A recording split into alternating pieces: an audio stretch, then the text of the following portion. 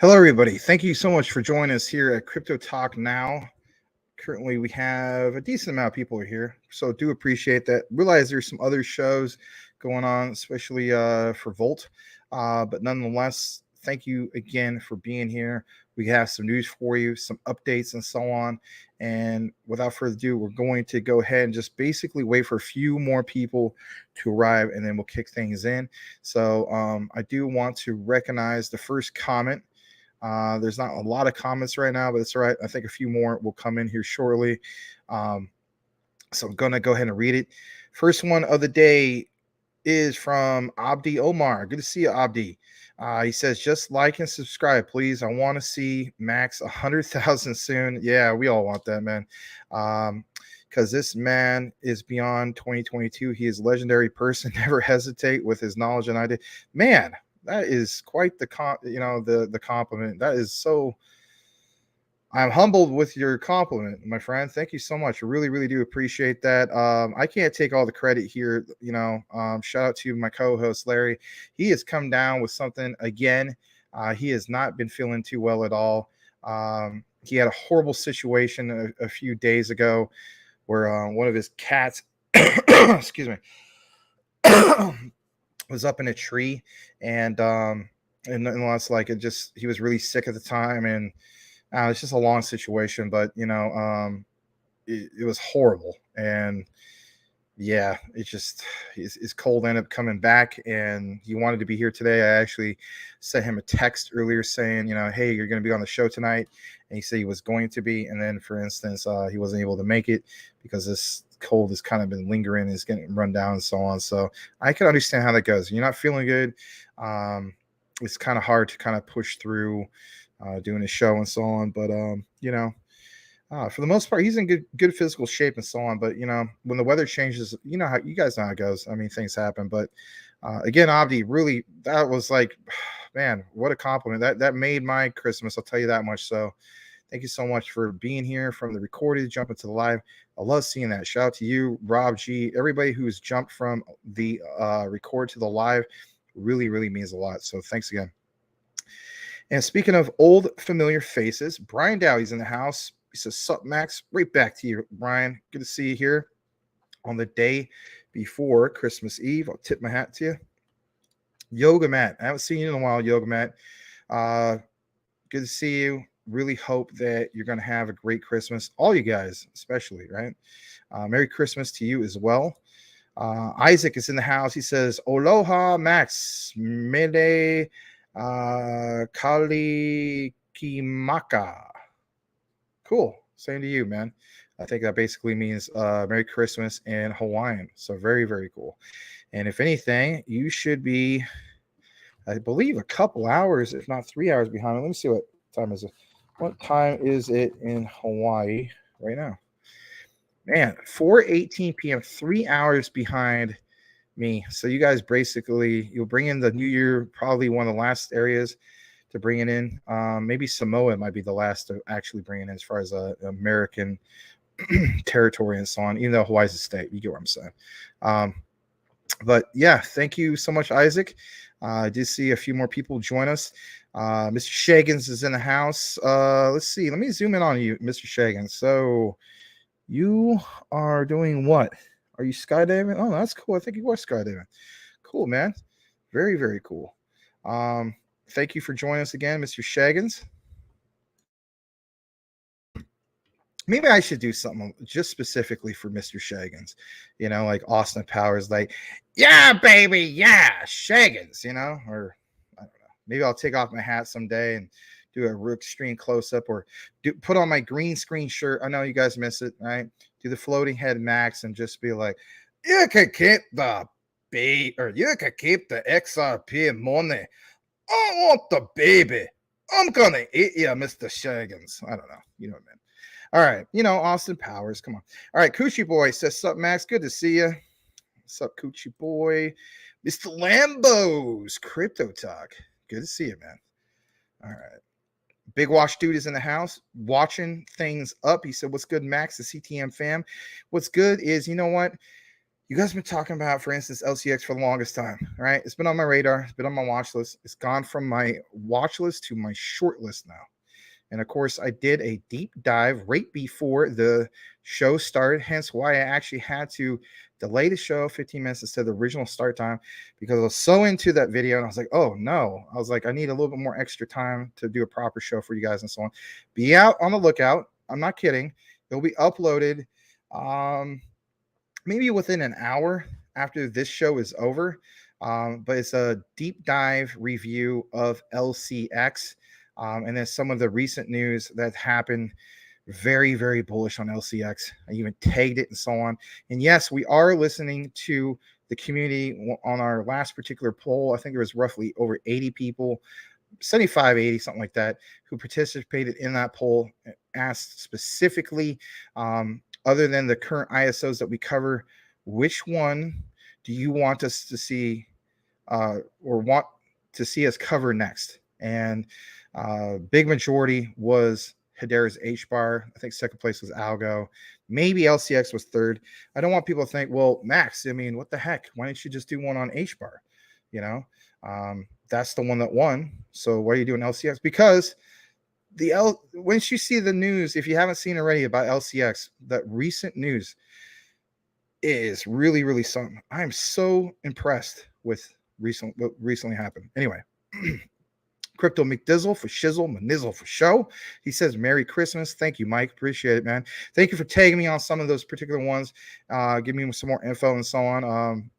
Just like anybody else, I'm always learning new things, and I do appreciate it. And I hope you and April and the rest of the Cornwall family are doing really well. And if anything, hopefully you guys get a break, right? Like a real true break for Christmas, and you're not going to be working on Christmas Eve or Christmas especially and so on. And if you do, they better be giving you triple time and a half, my friend.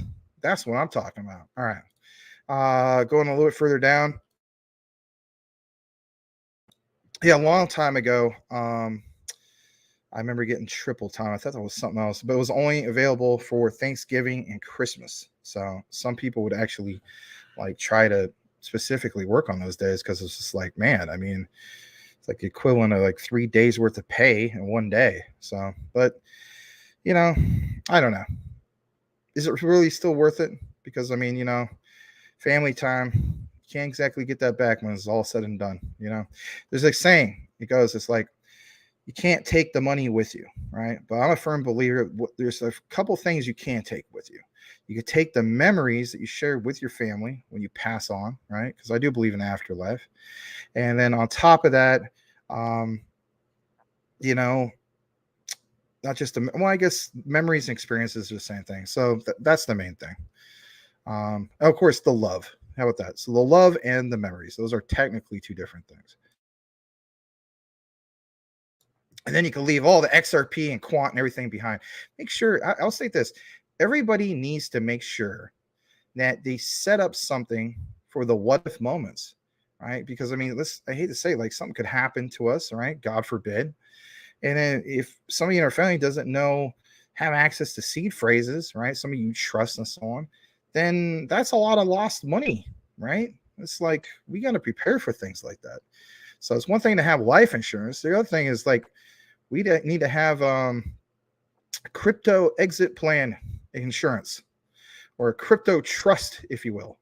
You're not allowed to cash in your XRP until, this thing has gone absolutely parabolic beyond all measures, or, a trust, not exactly a will. That way you can still pass on your legacy, but under certain circumstances, according to your vision of what that legacy should be, right? So anyway, all right. Good to see Coochie Boy, everybody else that's here. Abdi Omar says 15 person, only 7 people like it. Please, guys, just do it. Well, appreciate it. Yeah, if you guys can, it's not like we ask for super chats or anything like that. If you want to do that, that's great, right? But if anything, the thing I do personally ask for is just hit the like. I mean, it's not that big of a deal. You just literally hit one button, and it just pleases the algorithm, and then more people come in, and we just want to get more exposure. That's what we really, really want, to say the least. So that's all we really asked for. So thank you for doing that. For those who did it, already. So thank you, Abdi. Brian Dowie says, "Sup, big watch, dude." All right, Eddie T's in the house. Let me go further down because if anything, we want to kick it into the news. We're about 11 minutes in, I think. Yep. Mr. Shagan says, "Oh, my baby back, baby back, baby back, baby back. Oh, my baby back." Yep. Fat bastard did the Chili's baby back ribs. Yeah. All right. I still like Chili's. You know, I know it's a franchise, but you know what? They have really good honey chipotle ribs. You know, you get with the street corn and then you get with the mashed potatoes. They don't do mashed potatoes and gravy, though. They just do mashed potatoes. I guess that's a Texas thing. You know what I mean? Like you get mashed potatoes, but you don't get mashed potatoes and gravy. I'm old school. I got to have my gravy. You know what I mean? Like when I went to this one place, it's called Dave's Barbecue, which is also like a franchise. They serve you mashed potatoes and there's no gravy. I want mashed potatoes and gravy. What am I going to do? Bring a little thing of gravy? Yeah, probably. If somebody invites me next time, I'm going to bring a little thing of gravy. I know it sounds weird, but I am. All right.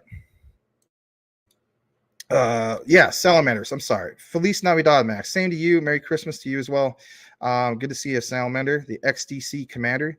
Mr. Lambo's Crypto Talk. Max, does LCX make your personal top 10? That is a good question. Let me think. Yeah, probably number 9 or 10. I would say it's there now. Yeah, it is. It's definitely there now. It's in my top 10 now. I'm that impressed with LCX. You guys, if you were on if you saw the show yesterday, I know it might sound bad because you know I'm not a big fan of flooded anything. I mean, I flood Mononoke because they basically were slow rug. Let's be honest. Yeah, I still hold it, and maybe at some point I'll get something out of it miraculously. Let's just agree on this, right? If you hold Mononoke Inu, right, don't sell it right now for a loss because you really will be selling it for a loss. Right? It's going to cost more in ETH gas fees just to cash it out.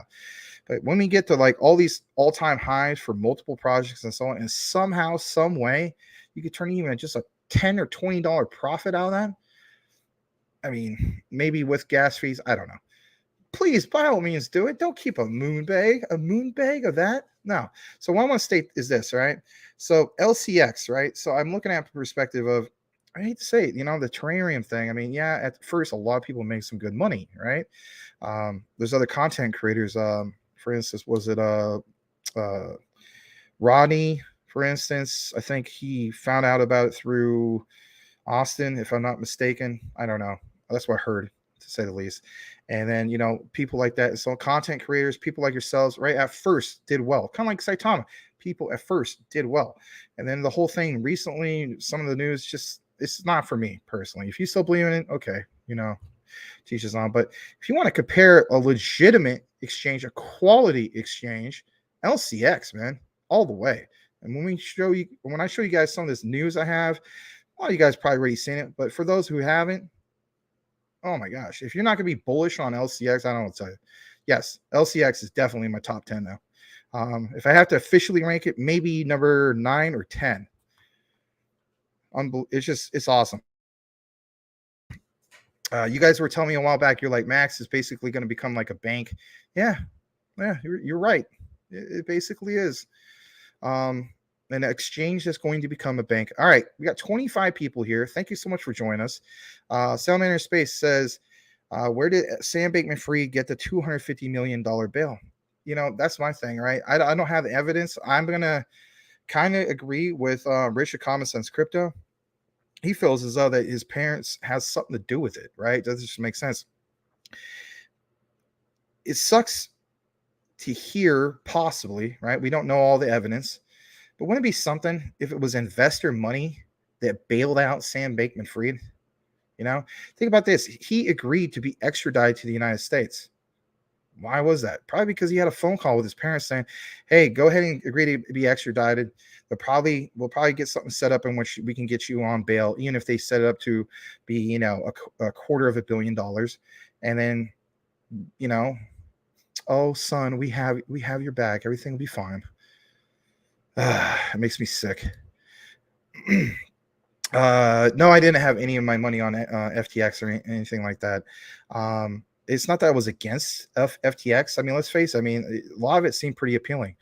I do remember this, and I feel bad for this guy. Maybe he's here right now. For instance, Iron Lux Trader. I think if anything, we had Sean, the crypto smith. You guys, some of you guys remember this because some of you guys watch our show daily, and I do appreciate that. We all appreciate that. But Sean mentioned that he wasn't a fan of FTX. Literally, you can go back to it. Then I think Iron Lux, and this is not me bashing Iron Lux. I love Iron Lux, and anybody who watches our show continuously and is, a contributing member to positivity of our channel and so on. But it sucks, whether it's Iron Lux Trader, whoever it is. If you got wrecked on FTX, that sucks. But anyway, that particular day, we're doing something, and something was mentioned specifically about FTX. And then I remember Sean mentioned in the comments something like, yeah, I'm not a fan of, FTX. It's just not for me. And then, Iron Lux was like, something like, yeah, I like it. They have some good yields. And literally that next day, the whole freaking collapse of FTX. And I just said to myself, I was remembering that. I was literally driving home and I was like, oh God, man, I wonder how much him and other people from our community had on FTX. And that sucks. But you know what? I'll say this. I think for the most part, that didn't deter Iron Lux Trader from still being in crypto and so on. I mean, that's the way I look at it as well. It's like, what if I was on FTX? I'm not going to quit because we come from, I guess you could say, a different background, if you will. We know what we have invested in. We're just a bunch of newbies, and nothing wrong with being a newbie, right? Everybody has to have that journey. But if anything, my personal feelings about it is, all right, these are hurdles. It's literally, I hate to use that analogy. It's a race, right? It's not a race to get there first, but if anything, it's kind of like a marathon race, but it's a marathon race with all sorts of obstacles, all sorts of hurdles, if you will. And let's face it, the FTX thing was a big, giant, monumental hurdle, to say the least. And some of us did get wrecked. And it sucks to see that happen because of the adoption. But again, the ones that you have been convicted about, you've done your research, at least you should have, and you're staying the course. And I say salute to people like that, Iron Lux Trader, and anybody else that still is going to hold the course, hold the line, if you will. They still see the vision of the future for them, that generational wealth. And it sucks to have anybody lose any money on exchanges, especially FTX and so on. So I don't know where Iron Lux is right now, but I do want to wish him a very Merry Christmas, Happy Holidays, Happy New Year, all that stuff for all of us. Even if you don't celebrate Christmas, I do, of course. But how about this? I hope to God that 2023 ends up being a standout year and so on. I feel as though there's enough evidence to support that. I'm going to stick with it. But I'm really, really looking forward to 2023 and putting 2022 in my rear view, but not to the point where I'm not going to recognize all the crap that happened this year. But I will definitely learn from it as part of my crypto journey, your crypto journey. And if anything, that's where it's at. You learn from your mistakes, I'll put it this way. I've yet to meet a single person, to the exception of a person that's like a maxi on only to like one particular crypto project. I've yet to meet somebody who's like, yeah, I'm into 10 plus projects and I called it perfect on all of them. I'm like, yeah, BS. I don't believe it. All right. Salamander says, I'm sorry. Crypto McDizzle. What's up? I messaged you. CB. Huh. Okay. I said, are you calling me CB? Or are you calling somebody else CB? My girlfriend calls me CB. So that kind of plays with me right now. I have to tell you about that later. I don't want to tell you what that means. So anyway, it's just kind of a funny little nickname. All right. So, so let me know, who is CB here? Am I missing something? Anyway. All right. Salamanders. SBF stated he only had around 100,000. Yeah. What a crock. Again, another lie. You know what I mean? So clearly, he has a lot more than that. It's ridiculous. Okay. On Twitter, I will double check Twitter to see if it was you who messaged me or whatever. I think you messaged somebody else though. Yeah, it was. Okay, that's fine. All right, let me get back into it. Salamander, he sold all of his XDC. Yeah, right. Was it April Fool's Day? Oh, you're talking to him. My bad. I'm sorry. A little bit tired. I'm still pretty sharp, but sleep apnea has kind of come back. Anyway, Crypto McDizzle, Salamander, are you excited for the ZenFin or XFin? Salamander, no problem. More for me, XDC baby. Yep. All right, let me go further down. As ZenFin, he was released on a personal recog. Larry's girlfriend Caroline on bail. No, Larry's got one heck of a great girlfriend. I'll say that. His recent girlfriend, she's really a class act person. I'll say that much. All right, Coochie Boy, his parents put up the equity in their home to ensure he doesn't forfeit. Salamander, Caroline is hiding at Larry's. No, not at all. Let's see further down. Tim Shea, Salamander, Abdi. Please, little bit highlights about quant video you talk about, I think, today. All right, well, I could get into that. So basically, here's the thing, okay? When it comes to today's quant coverage, right? So some people are like, oh, Max, you just pull numbers out of your rear about these insane market caps. So no, I don't do that. All right. So if I say it's going to reach a certain particular market cap and I have math to back that up, but yeah, that one for, was it 103,600 or something like that, is based on if quant, for instance, only reaches 1% of Web3. And you guys already know everything that they've tied into from Web 2 and Web 3. They're the innovators, if you will. They're the network of networks. They really are, when you think about that. So, I did one with XRP outlining, for instance, 1% of, if we reach, or access 1% of the on-demand liquidity, if we will, those particular figures. That video, for whatever reason, didn't do as well as I thought it was going to do. Again, when it comes to XRP, Ripple, and so on, it's kind of a saturated content creator market. What I mean is, kind of like with Shiba Inu. You guys know me, I would love to do Shiba Inu videos on a regular, whether you're for Shiba Inu or not. Again, if something personally affected you at any point, whether it's this year, last year, and so on, you're going to want to talk about it, right? So me personally, yeah, I would like to talk more about SHIB and educate people more about SHIB and so on. And it's just too saturated. We get like 40 views and so on. When it comes to Ripple's XRP, I think if anything, it's kind of like catching fire when it comes to content recreation or something, just hitting it just right at the certain type of times and so on. Now, to answer your question in regards to quant specifically, so we have, for instance, recently with the whole thing with, the Banque de France, right? That whole CBDC connection. Before that, we also confirmed the connection with, for instance, what they're working on with MIT since 2020 to present. You also have the whole thing of Gilbert Verdian's background with the New York Federal Reserve, right? And if anything, we established that particular quant connection. But specifically, what you see in this particular video is going to talk about a few things that, for instance, Coach JV mentioned that's flying under the radar.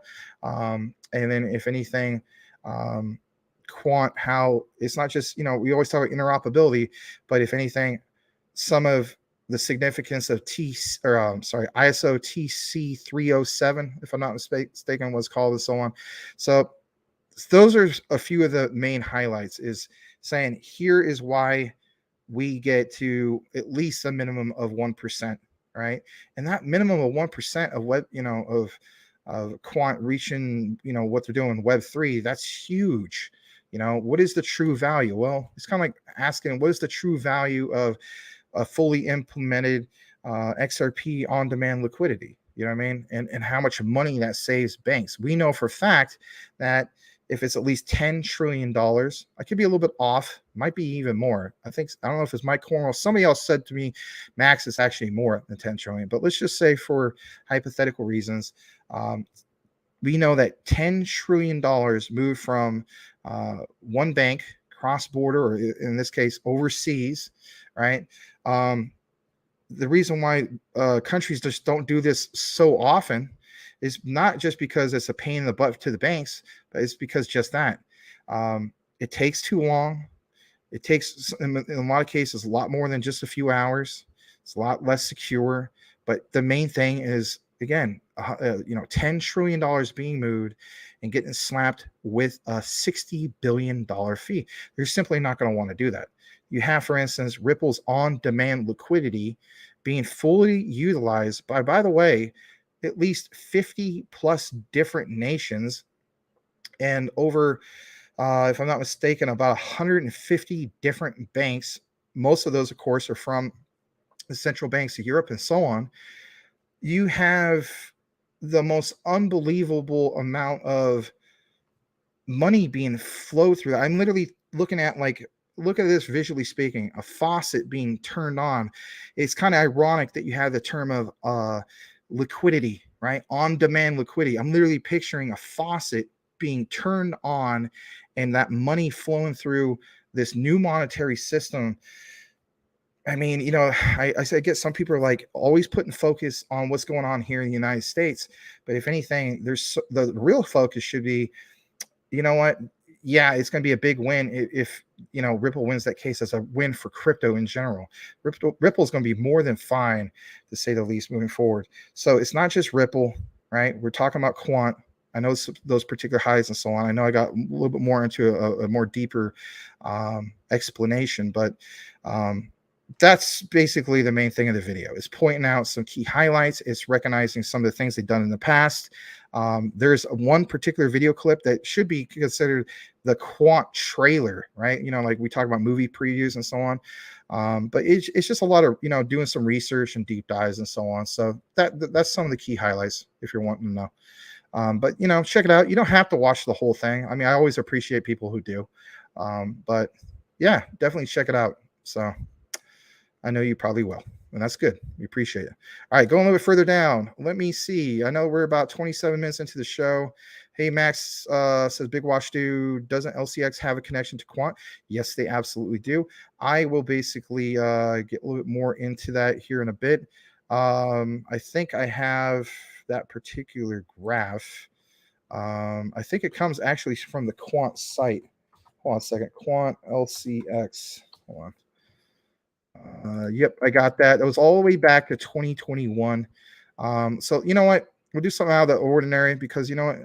Why not recognize comments on the fly instead of having you guys wait like 20 minutes to get your question answered? Not that we do it on purpose. All right. So in regards to your particular question, so yes, it says Quant partners with LCX to advance CBDC settlement implementation. Okay, this was published all the way back on April 19th of 2021. I'm not going to read all this, but it basically mentions by collaborating on research and development and integrating their respective technologies, DLT thought leader, right, Quant and crypto asset pioneer LCX will further accelerate the progression towards CBDCs. Quant and LCX, which is Liechtenstein Crypto Assets Exchange, have agreed a strategic partnership to leverage the synergies between the technologies of the two companies. By collaborating and integrating their respective technologies, the agreement will contribute significantly to the advance of the banking and finance sector, particularly with respect to the implementation and settlement of CBDCs, banking, stablecoins, and digital asset securities. And of course, there's a whole outline about this, which is really, really cool. This was in the making long probably before, April 19th of 2021. And by the way, LCX is one of those that is on the list to become ISO 222 compliant. It isn't quite yet, but it is going to be here soon. All right. Next in line, Tim Shea said GBEX, good too, Max. It's on the XDC chain. Yeah, you guys always talk about so on. I might do like an update in regards to GBEX and so on to recognize that. All right. Salamander, the XDC commander says, ex-Alameda CEO Caroline Ellison says she and Sam Bankman-Fried misled FTX investors in court plea. All right. Thank you for that. We do have some information in regards to that. Purple Radioactive, thank you for being here. Torn Coin, he says. Hey, Boomer, good to see you. Thank you for joining us. Purple Radioactive, I'd like to go ahead and welcome you. He says 1 Bitcoin, 2 Tron, Coin 3 Shiba Inu, 3. That's it. 4 ApeCoin, 5 XRP. Huh. All right. Well, I mean, I guess somebody, you have to start somewhere. I mean, if you own 1 full Bitcoin, I mean, that's really, I would probably say the most impressive of that. All right. Going a little bit further down. You only had to put up 10%. Okay.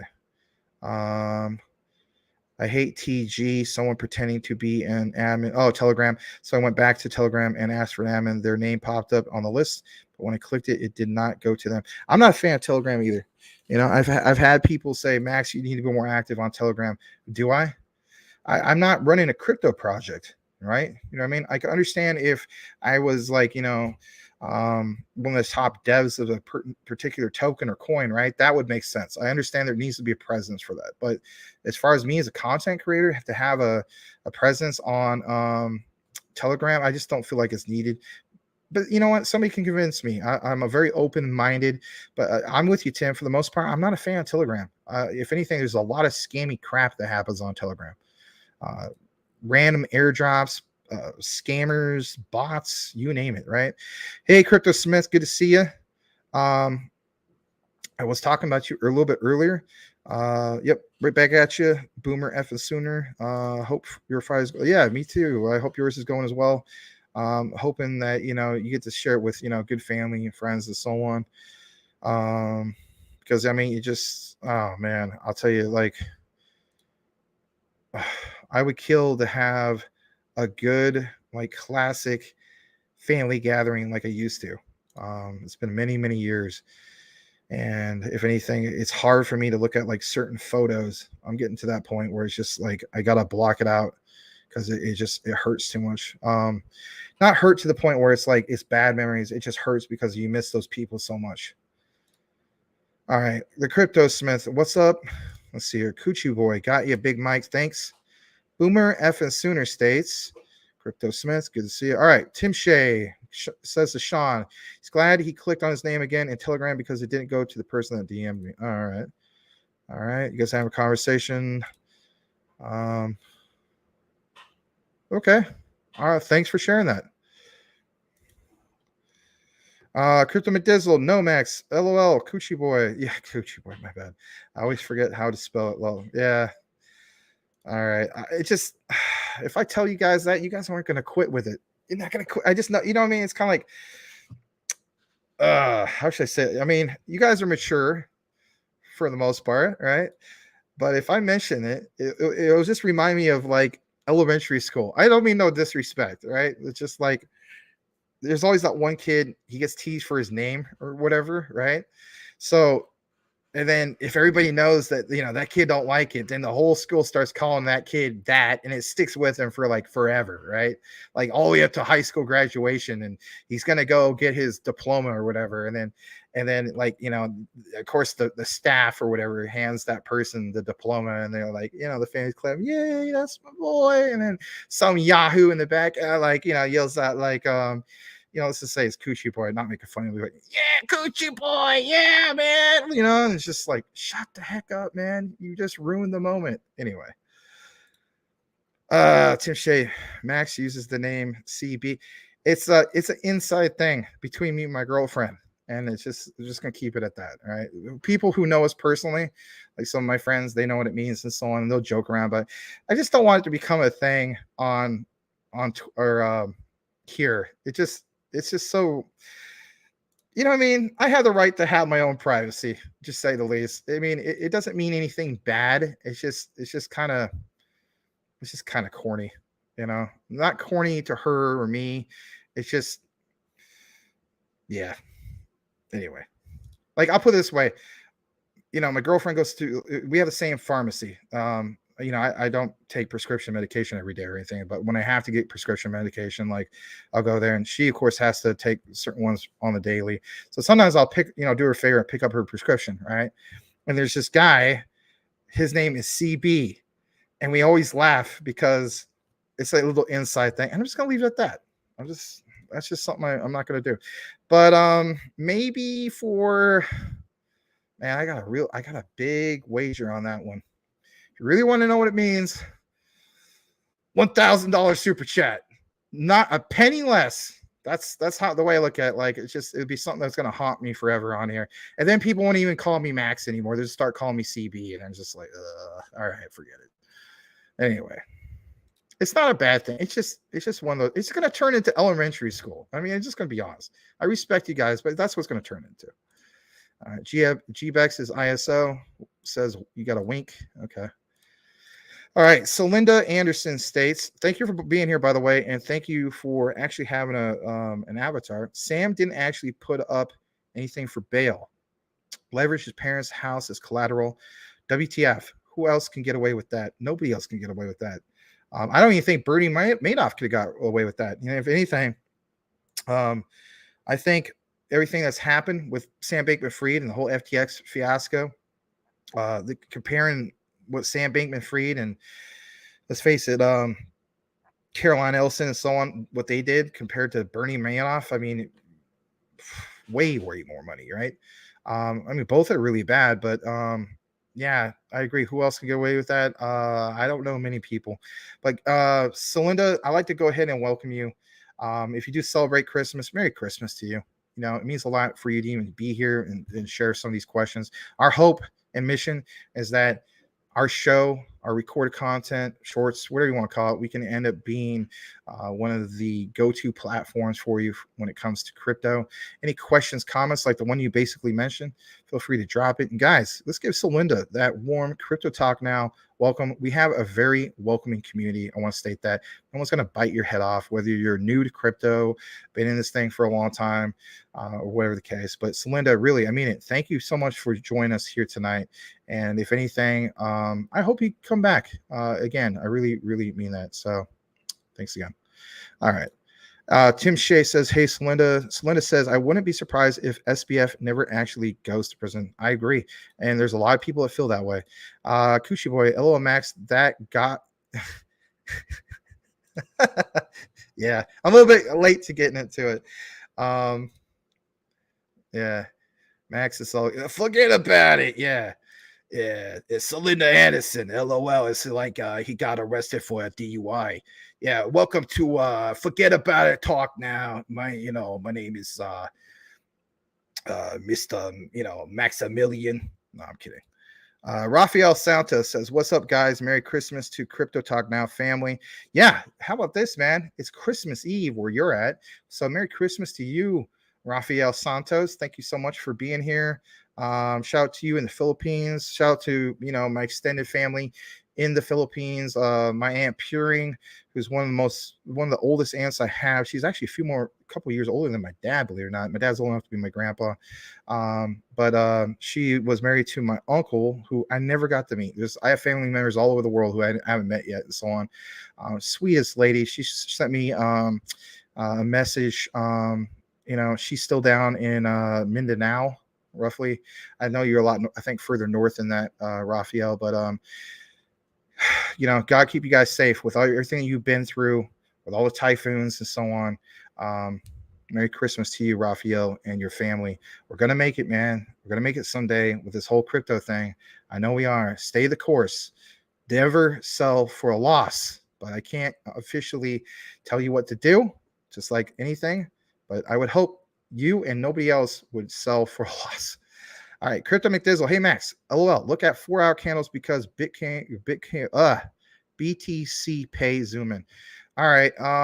Yeah, I could get to that. Hold on a second. Let me pull it up. All right. Present. Here we go. All right. So BTC Pay.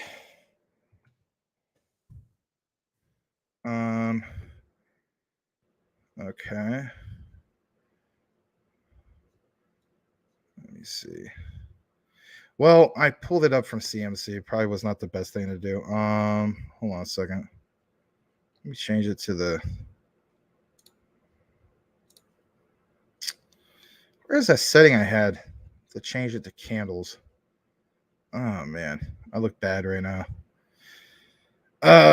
Shucks. Well, what? How about this? What site are you using? I mean, I don't really see you getting this on KuCoin. So, what particular site are you using? That way, you can pull up a proper chart and get this going for you. Let me know. I apologize, Mike. All right. I go further down. Rafael Santos, Sir Cool Cat, Sir Tim Shea, Coochie Boy. All right. Let me get further down. The Madoff's bail was 10 million. I think that Sam Bankman-Fried knows things about others, and they don't want that info to get out. So hell yeah, he got some help on that bail. Yeah, good point. Thank you for the warm welcome. Happy holidays, everyone. Yep. Thank you so much, Celinda. Big watch dude. Sam Bankman-Fried has ties to Uncle Joe, and his good buddy is Gensler. Okay. And Crypto Winner, yo, yo, yo. I was just giving Paulo Crow a piece of my mind. Oh, no. Oh, boy. Oh, boy. All right. Fair enough. To each his own. All right. I'm going to go ahead and share some of this. So you guys were talking about the whole thing with SBF and so on. So we do have some news headlines for you guys because we're 41 minutes into. I meant to do this like maybe at the 15-minute mark, but we did have some good comments. So for instance, excuse me. Gotta double check some settings. So it says specifically here, former Alameda Research CEO Caroline Ellison's plea agreement includes a deal for $250,000 bail and a surrender of the executive's travel documents. And of course, this was posted basically, I think yesterday, but still valid even right now. Some key highlights, right? So in regards to her particular plea deal, if you're wondering about the specifics, it states that the agreement includes $250,000 bail and an agreement to surrender travel documents. Man, that's like, it's a slap on the wrist, right? Then why is it going to be a slap on the wrist? Because she did just that by pleading guilty to basically all charges and so on, and getting that plea deal, right? A good prosecutor is going to be like, or whether it's the police or whoever it was, right? You do a plea deal, and it's more appealing compared to, I think she was facing 110 years in prison, right? So it says, per the deal, Ellison will not be allowed to leave the continental United States and must forfeit proceeds of the crimes. FTX co-founder, which is the other guy who's making headlines, right?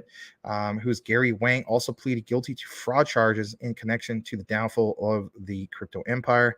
And yeah, like I mentioned before, Caroline Ellison would basically receive up to 110 years in prison for a role in the fallout of FTX, the once $32 billion crypto empire started, of course, by Sam Bankman-Fried.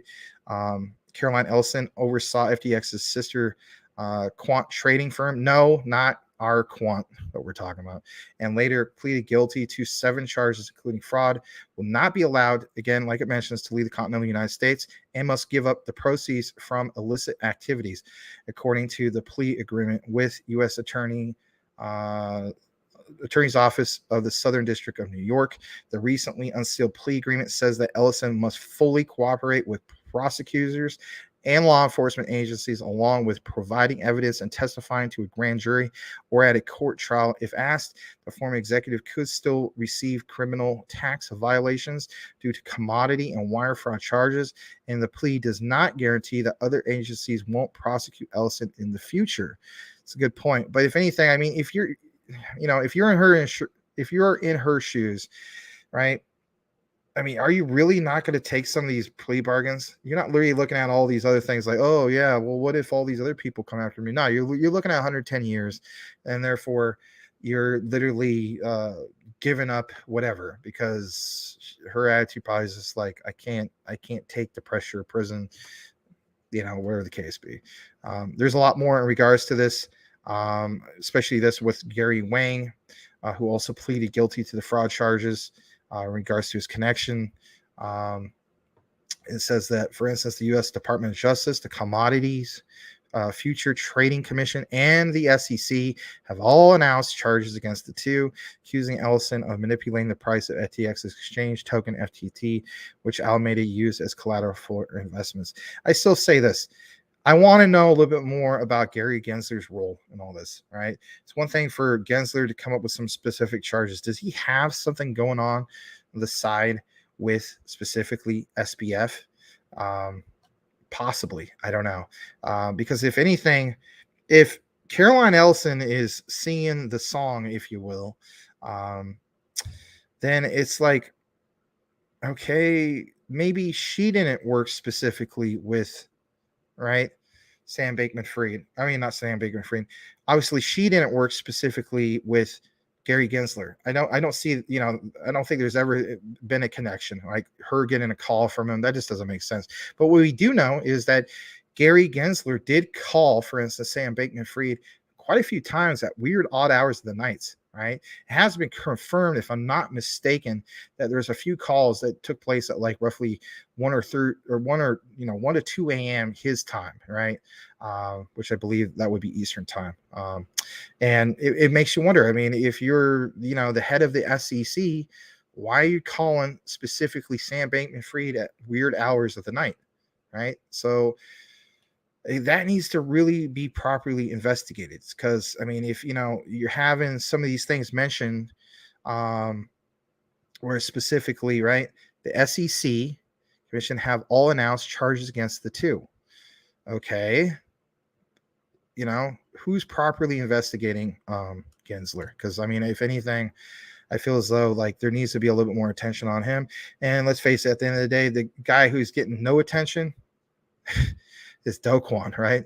Do we all forget about Do Kwon? I know. All the focus is on FTX, not on Luna. All right, getting back in the comments just here briefly. Let's see here. So let me see. I guess good problems. I don't know. I think I'm way far down on the comments. Yeah.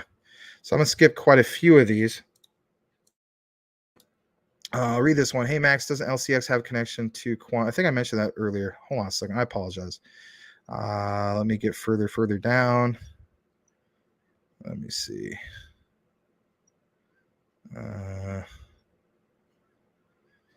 Mados bail was 10 million. Very good point. You know your history. Big Watch Dude, I think that SBF knows things about others and they don't want that info to get out. Hell yeah, he got some help on that bill. I think I maybe read that before. Yep, I did read this before too. So I apologize. Let me see. Yeah, some of these comments, it's no offense to you guys personally. I will be skipping them. You know who you are. Anyway, I didn't mean to click on that particular one, but Celine Anderson, one of the heads of the SEC, resigned due to affiliation with SBF. Okay. And let's see here. Crypto Winner says, what's up, family? Up in the house with the most trustworthy show on YouTube, Crypto Talk Now.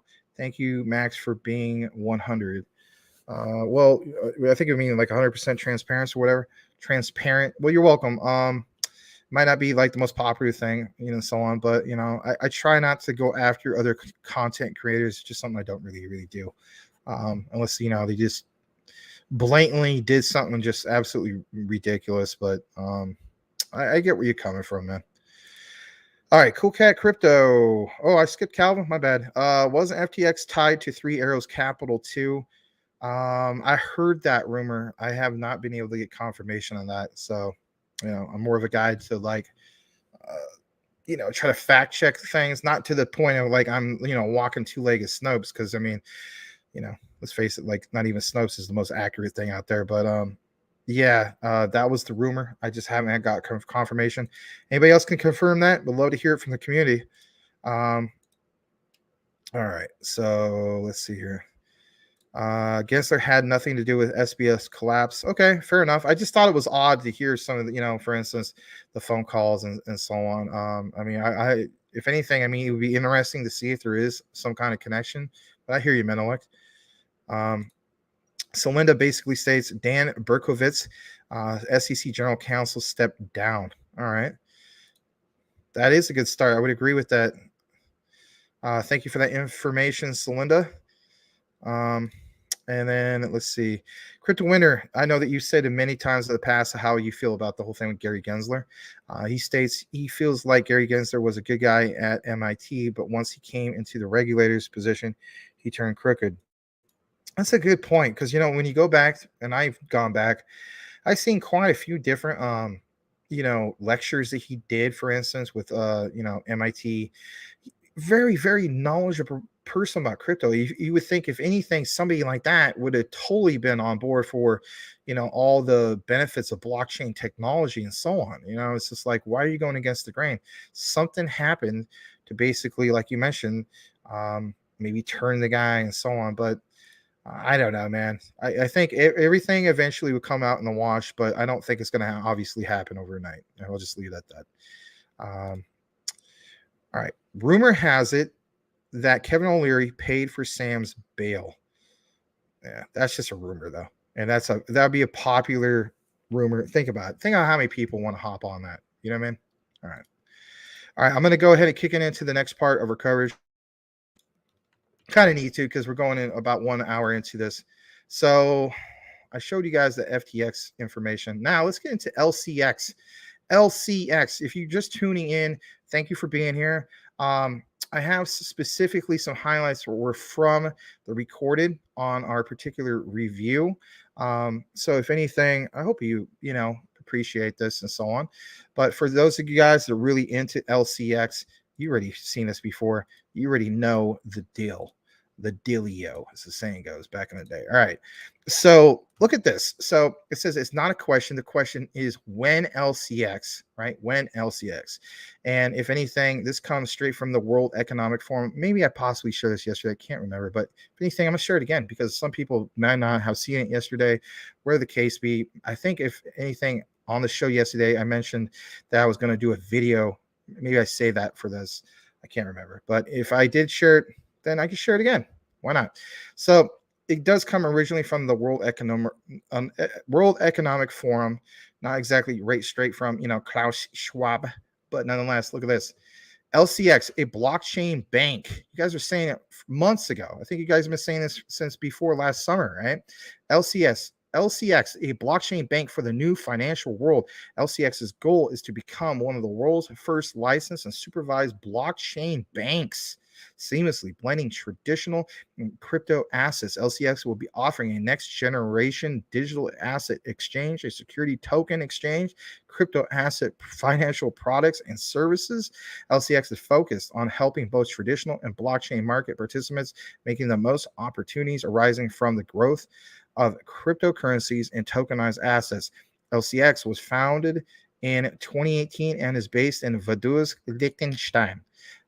LCX is building the infrastructure, to power professional crypto finance. Now, that's not really news, right? But that gives you a summarization of what LCX is. But watch this.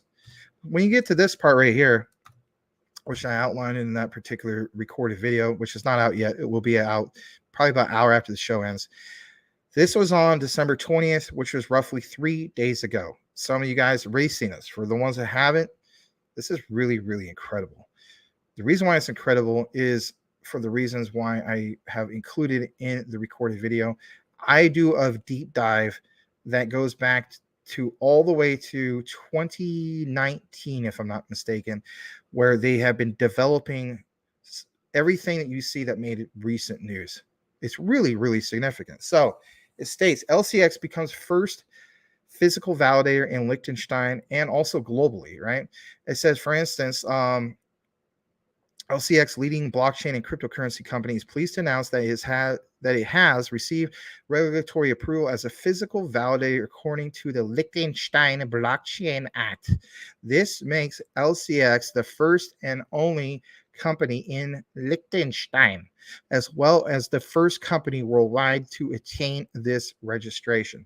On top of that, as a physical validator, LCX is responsible for maintaining the integrity and security of the tokenized assets on the blockchain. This involves verifying the authenticity of underlying assets and the physical safe keeping of the real world assets.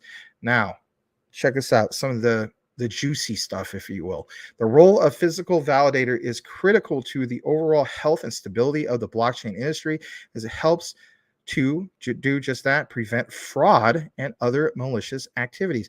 Can you imagine, having the likes of an actual exchange recognize that they need to have stability, they need to have something to prevent fraud?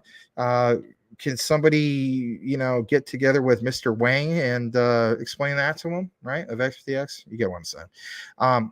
Now, look at this particular quote that came from Monty CM Metzger, who is the CEO of LCX. He says, quote, as the first physical validator in Liechtenstein globally, we are proud to take on this important responsibility and contribute to the growth and stability of the blockchain industry. At LCX, we're committed to driving innovation and adoption through projects like diamonds, right? Sounds like diamonds. Well, yeah, listen to this. Tokenizing real-world diamonds as NFTs. That sounds incredible. I'm literally thinking like in the future at some point, right, when there's a lot more crypto adoption, you have a future like James Bond movie, if you will. He goes down to the likes of Monaco, right? Like we basically saw that in the first of the Daniel Craig James Bond movies, right? He's in at a high roller table, right? He's waiting for everybody to get their drinks and so on, right? And on top of that, what does he do? Maybe he busts out, his smartphone or whatever, and then he does a trade to impress some girl or something, and gets, diamonds as NFTs or whatever. And he does a transaction and happens to be for a lot of money. I know it sounds crazy, but if anything, like, is anybody else doing this? Diamonds as NFTs? Again, remember we talking about the tokenization of real world assets, right? Like tokenizing anything and everything was real estate, or in this case, diamonds. That's, to me, this is real bullish stuff. So it says, we are excited to continue our dedication to compliance and expanding our research, or I should say our reach in the coming year, of course, quoted by him. Now, in specifics in regards to the Diamonds project, it states, LCX demonstrates the potential for tokenizing physical assets. Like we mentioned before, Diamonds is a platform for tokenizing diamonds, allowing investors to purchase and trade diamond assets using blockchain technology. Right. Again, recognizing these particular technologies. Don't put regulations on the technology. If anything, you want to put regulations on, for instance, the activity of shady crap that happens. That makes sense. Going after blockchain technology doesn't make sense, especially if it's a public blockchain. Hence why I don't think you're going to stop that particular healthcare industry that is accessing the XRPL for healthcare benefits. Just saying. All right, so it says tokenizing ownership rights to a diamond is an example of bringing a physical real-world asset online. In this case, a physical validator is responsible for ensuring that the diamond exists and ensuring that it's securely stored. As a regulated and liable party, the physical validator plays a critical role in maintaining the integrity and security of the tokenization process. Now listen to this. With physical, or I should say, in regulatory approval as a physical validator, LCX is well positioned to expand the Diamonds platform in 2023. I, of course, feel very bullish about 2023, and I've said it multiple times. I feel as though, especially after March 20th, you start really seeing some really amazing things happen. It says, and continue its efforts drive innovation adoption in the blockchain industry. We can, of course, read up more about the whole thing of LCX and so on. But look at this. I'm going to get down to this part. It says LCX is now holding a total of 9 regulatory approvals and is well positioned to continue expanding its offerings and making a positive impact on the growth and development of the blockchain and cryptocurrency markets. Of course, you can visit lcx.com, or you just watch the review that I basically did. Now, another thing I definitely want to point out, okay? When you do eventually see the particular video, all right, here's what's important. So we do see that there's a Quant partnership. That's significant in itself, don't get me wrong. But the key thing I want you guys to take away from this, and I'm going to unshare this, come back to the screen, and that is, there's going to be a lot of talk about which cryptos, if you will, that are out there that basically are regulation safe. Now, that may seem like an oxymoron. Like, technically, Max, nothing is technically safe, bro. Okay, I get what you're saying. But if anything, we could try to put efforts in place, whether it's the likes of XDC with the military grade technology, really super secure blockchains and so on, to get things to be that much more secure, right? So with that said, on today's quant video, maybe I should have said this earlier. Shout out to you, Abdi. I specifically mentioned that with quant on the particular outline at the very beginning of the video, quant stands out specifically because it is doing everything it can, if you will, to be regulation safe. LCX also is officially recognized by the United States, believe it or not, to be have regulatory safeguards, if you will, right? To be officially recognized by the United States with all the crap that's happened with crypto, I think, if anything, that's really, really powerful. And of course, everything that they already accomplished, for instance, in Liechtenstein, around the world, even in Singapore and so on, they're officially recognized. So with that said, if they're an exchange, which basically they are, right, that's going to, probably become a bank and so on, man, at these price levels and the ISO connection, so on and so forth, becoming a bank, right? An exchange is going to become a bank. If anything, I'm way more bullish on the likes of LCX compared to throwing. And don't get me wrong, I think there's opportunity, obviously, in BNB as well. But I'm looking at it from the perspective of my return on investment looks so much more appealing to put my money, me personally, not you, right? I can't give you official financial advice, but for me personally, I have put LCX on my short list. It went from watch list to short list to like roughly number 8 or 9 on my top 10. I'm just being really honest about it.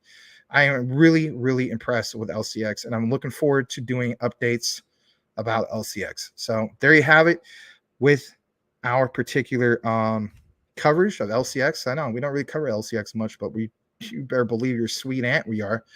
All right, let's get into the next part of our particular coverage. Thank you so much for joining us. We're roughly at the 1 hour and 1 minute mark of our particular show. Let me see who's next on the particular list. And it is the one, the only, the newest welcoming person here.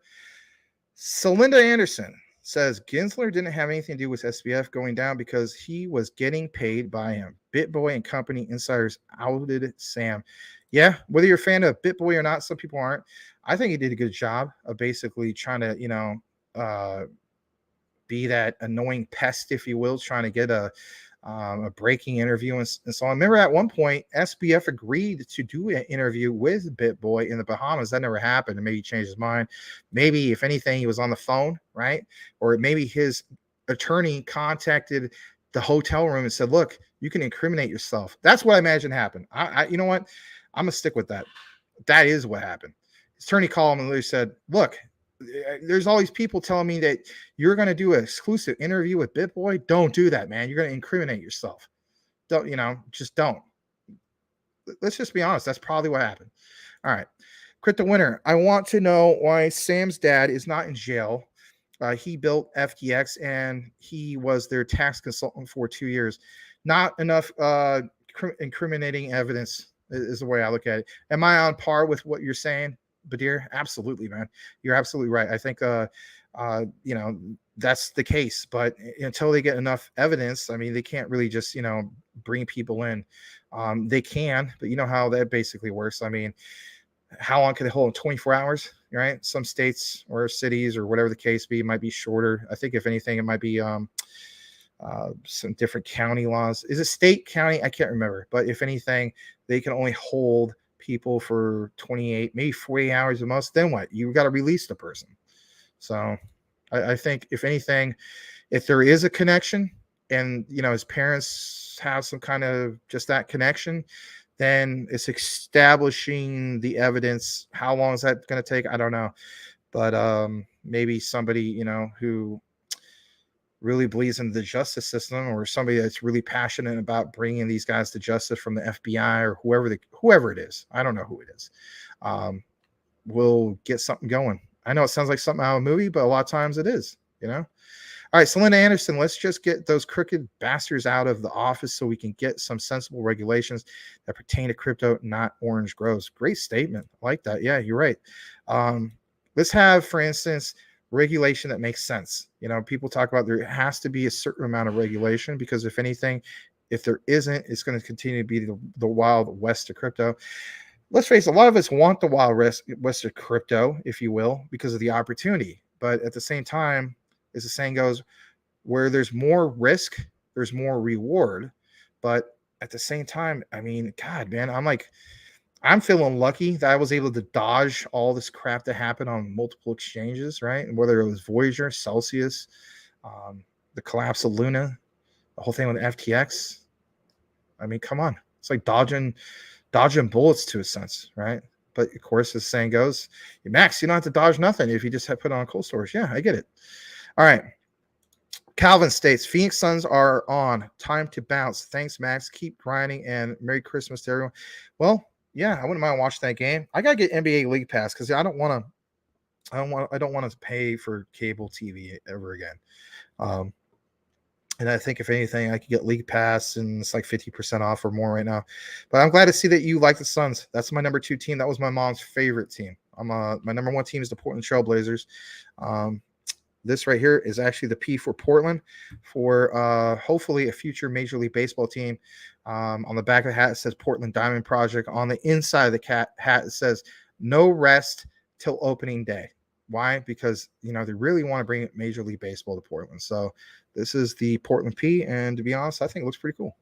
All right. Gary Gensler was shorting, according to a crypto winner, was shorting GameStop on Robinhood, a company Sam Bankman owns. A large share of Gary made Robinhood stop buying orders and only withdrawal to short the stock. Okay. I'll take a word on that. I haven't been able to verify that and so on. Crypto High. Good evening, Max. Good to see you, Crypto High. Thank you for joining us. Hope you have a great Christmas, man. Celinda Anderson can't stand Ripple enough for standing up to, or can't command Ripple enough for standing up to the SEC. Go XRP. Well, thank you, Celinda. I'm glad that you recognize Ripple and so on. And yeah, that's the way I look at it too. They never backed off from them. They said, basically bring it. But what sucks is for other projects that aren't as big and so on, they just simply, can you imagine if Ripple was like a low market cap, if you will? There's no way that they could have afforded to, all those particular, proceedings and, all the law fee, all the fees that are tied up in it and so on. But I'm glad that they were worth enough to basically do just that, stand up to them. All right. Crypto winner, Gary Gensler and Nancy Pelosi should not be allowed to invest in stocks. Good point. Hold on a second. Let me take a drink real quick because and this is a soft drink. I don't really drink the hard stuff. I need to drink something real quick.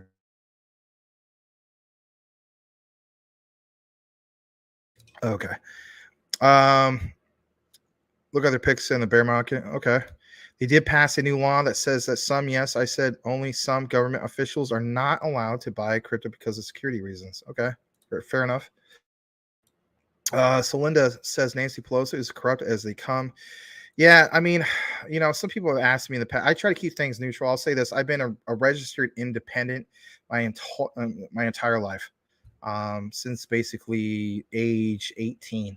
So, I'm a firm believer. I mean, the way I look at it, I do see the positives and negatives of both parties. My thing is, it's just, I want to see things get done just like anybody does. It's not just the president who I guess you could say looks bad. It's Congress's too as well, right? Like I think if anything, Congress had before we have these new guys coming in office and so on. I think if anything, people for the most part agrees that Congress just overall has very low approval ratings. It's just we need to get to the point where instead of talking about coming over the aisle and trying to get things done, forget trying to get things done. Let's actually get things done. And the whole concept of country before party sounds good on paper. They'll mention it and so on, but in reality, it's so divisive. Think about how divided our country is in general. Some people talk about a second civil war is due to like the civil unrest. It's not necessarily like going out into the streets and pulling out muskets and shooting each other or anything like that, but it's kind of like think about everything you see on social media and so on. I mean, people are so divided, and it's so sad. I mean, Abraham Lincoln years ago mentioned that he felt as though that our nation would never crumble from foreign invaders. And if anything, what would destroy our nation is from within. I mean, like you literally see a lot of that going on right now, but that's a story for another day. Anyway, how about this? Celinda, you're not kidding. Nancy needed to retire years ago. Crypto Winter, I wonder if Nancy's portfolio will look like Kathy was filled with failure.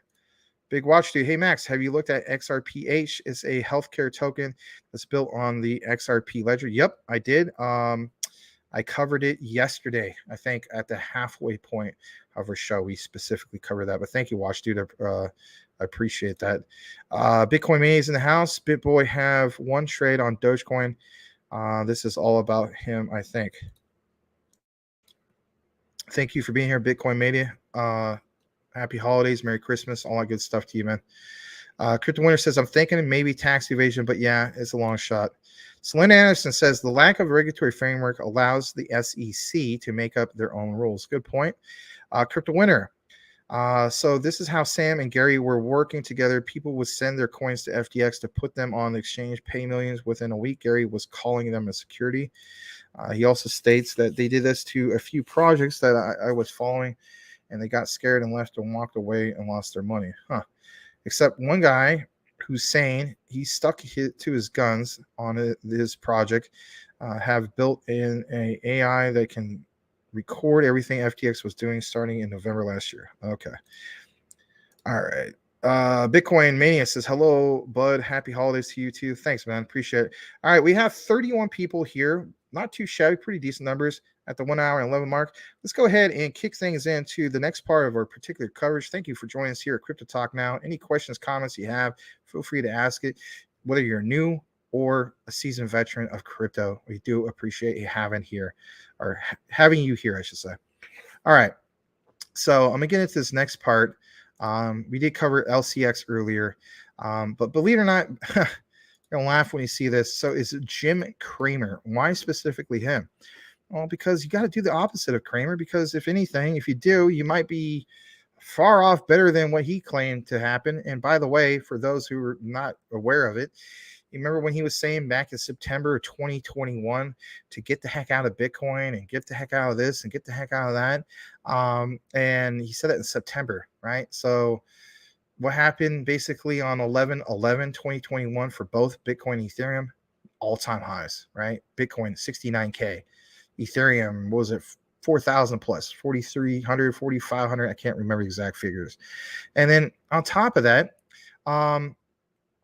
in January of 2022, he tells everybody to buy.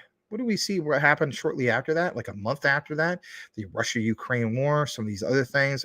But before the whole invasion of Russia-Ukraine, Russia into Ukraine, you saw, for instance, a downward trend in the market, right? A lot of people felt as though that we were going to get into a bear market. And yeah, so don't listen to this guy. All right. I hate to hop on that bandwagon, but it's true. Don't listen to Jim Cramer. So it says, there you have it, folks. Ever wonder where Jim Cramer's loyalty lies? It's not with the average American investor. It's to JP Morgan, right? And if anything, yeah, it is. So it says, on a brighter note, him trashing crypto this hard makes me more bullish than ever, especially for XRP. Who's still hodling? Jim Cramer says, do I think you are an idiot if you still own crypto? All right, this is 1 minute and 3 seconds. And if anything, I would love to hear what you think in regards to this particular interview. And then we'll come back. I think that crypto, I sold my crypto. I announced everything on TV, what I did with crypto. But I would not touch crypto in a million years because I wouldn't trust the deposit bank. And you're making no distinction between centralized, decentralized. They fought regulation. They didn't want regulation, and you don't have regulation. So if you have your money in any of those, look, I'm not calling you an idiot. I'm just saying you're using a lot of blind faith.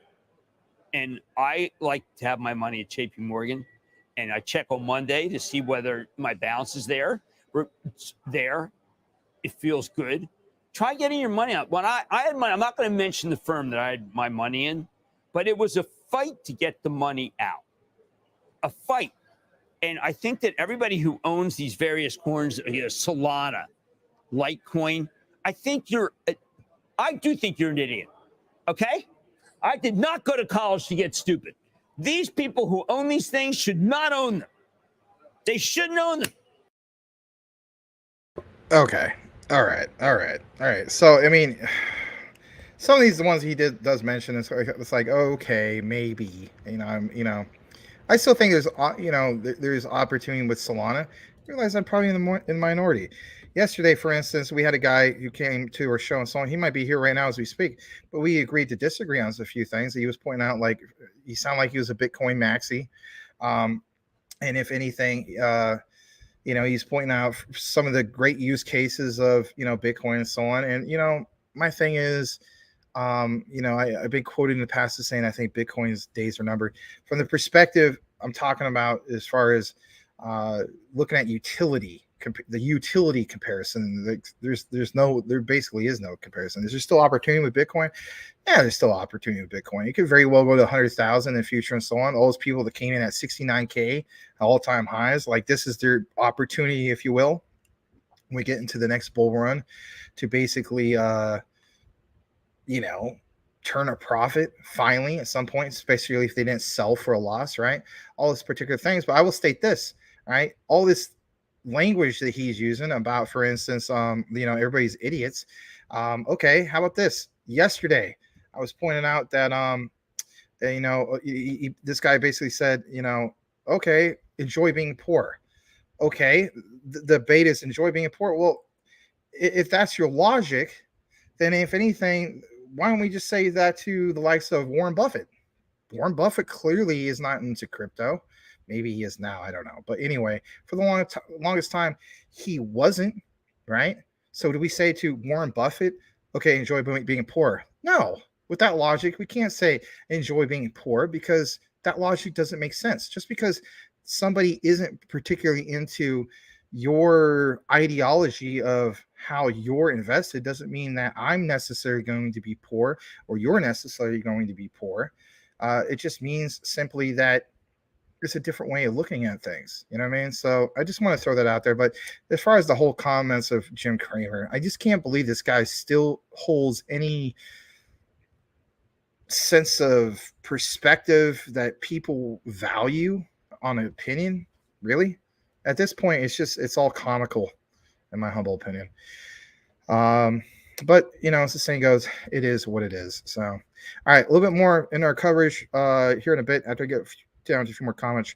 You guys having a conversation. So, Crypto Winner basically says that guy Hussein is in contact with BitBoy Crypto on the SEC and is going to use his recording to expose what really happened at the beginning. Okay. Yeah, cool cast, right? Just do the opposite of what Cramer says. Yeah, I mean, literally. Crypto Boys, it's crazy how the ones who doubted BTC and he's now want in. Yeah. So Linda Anderson, it's the Cramer meme. Do the opposite of what he says. Yeah, I mean, come on. It's even a meme. It's a good point. Hussein sent Sam his coins. Sam turned them into liquid or into fake tokens. Hussein saw that the tokens were being dumped when the whole team was sitting there holding all their tokens.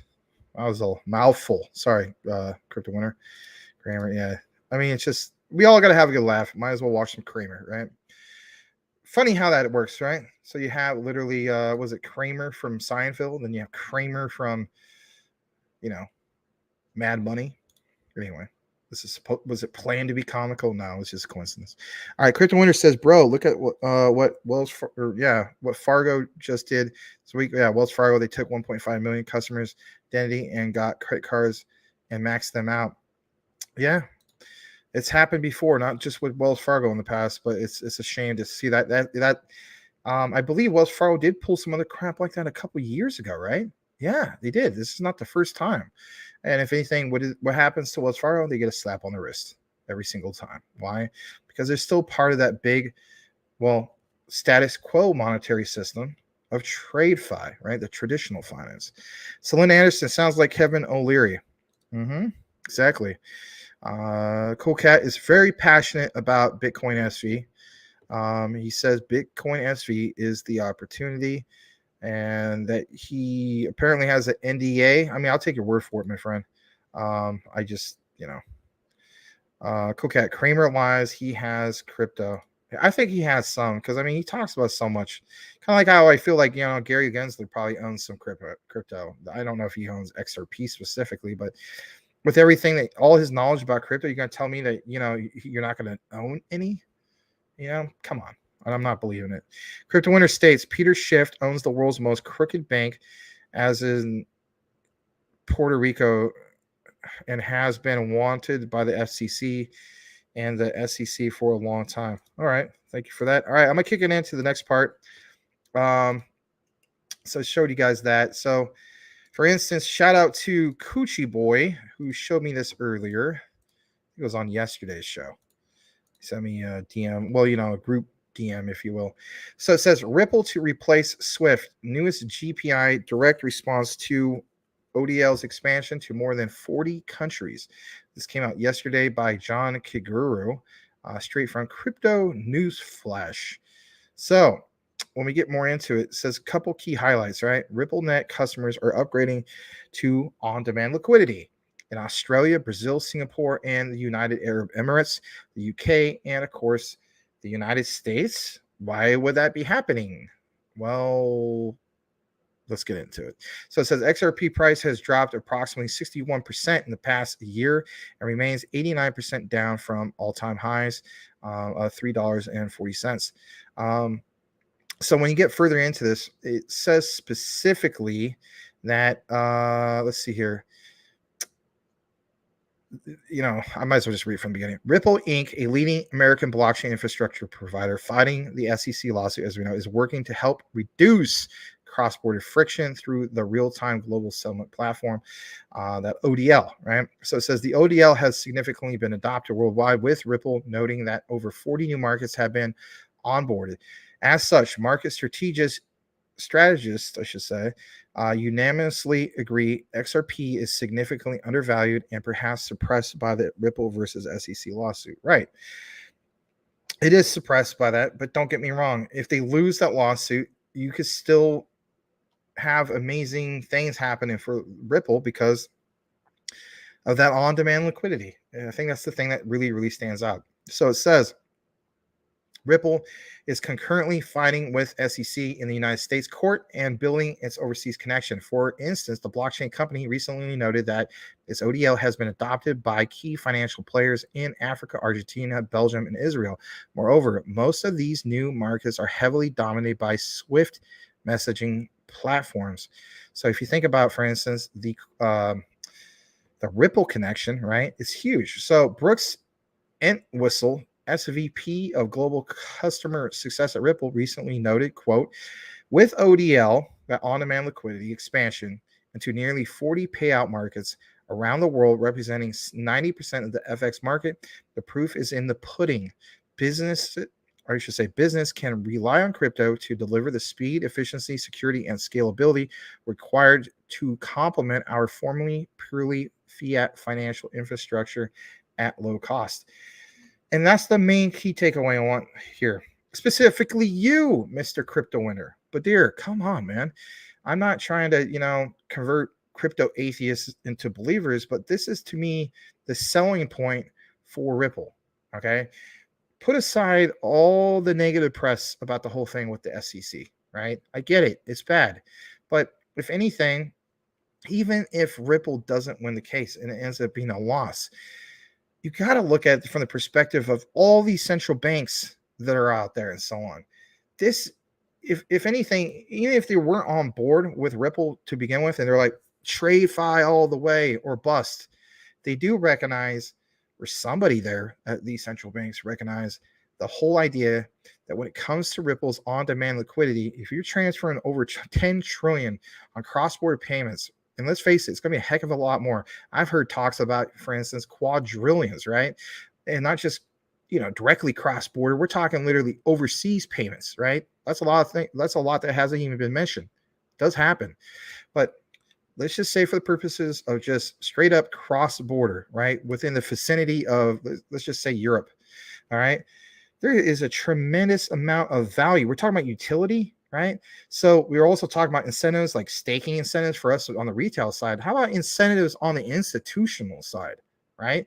So on the institutional side alone, again, these banks aren't really signing up left and right to hop on board in the past for a slow, payment technology of Swift to basically move $10+ trillion cross border to get slapped with a $60 billion fee. And now maybe I misstated that when I said 10. If I said 10 billion, I meant 10 trillion.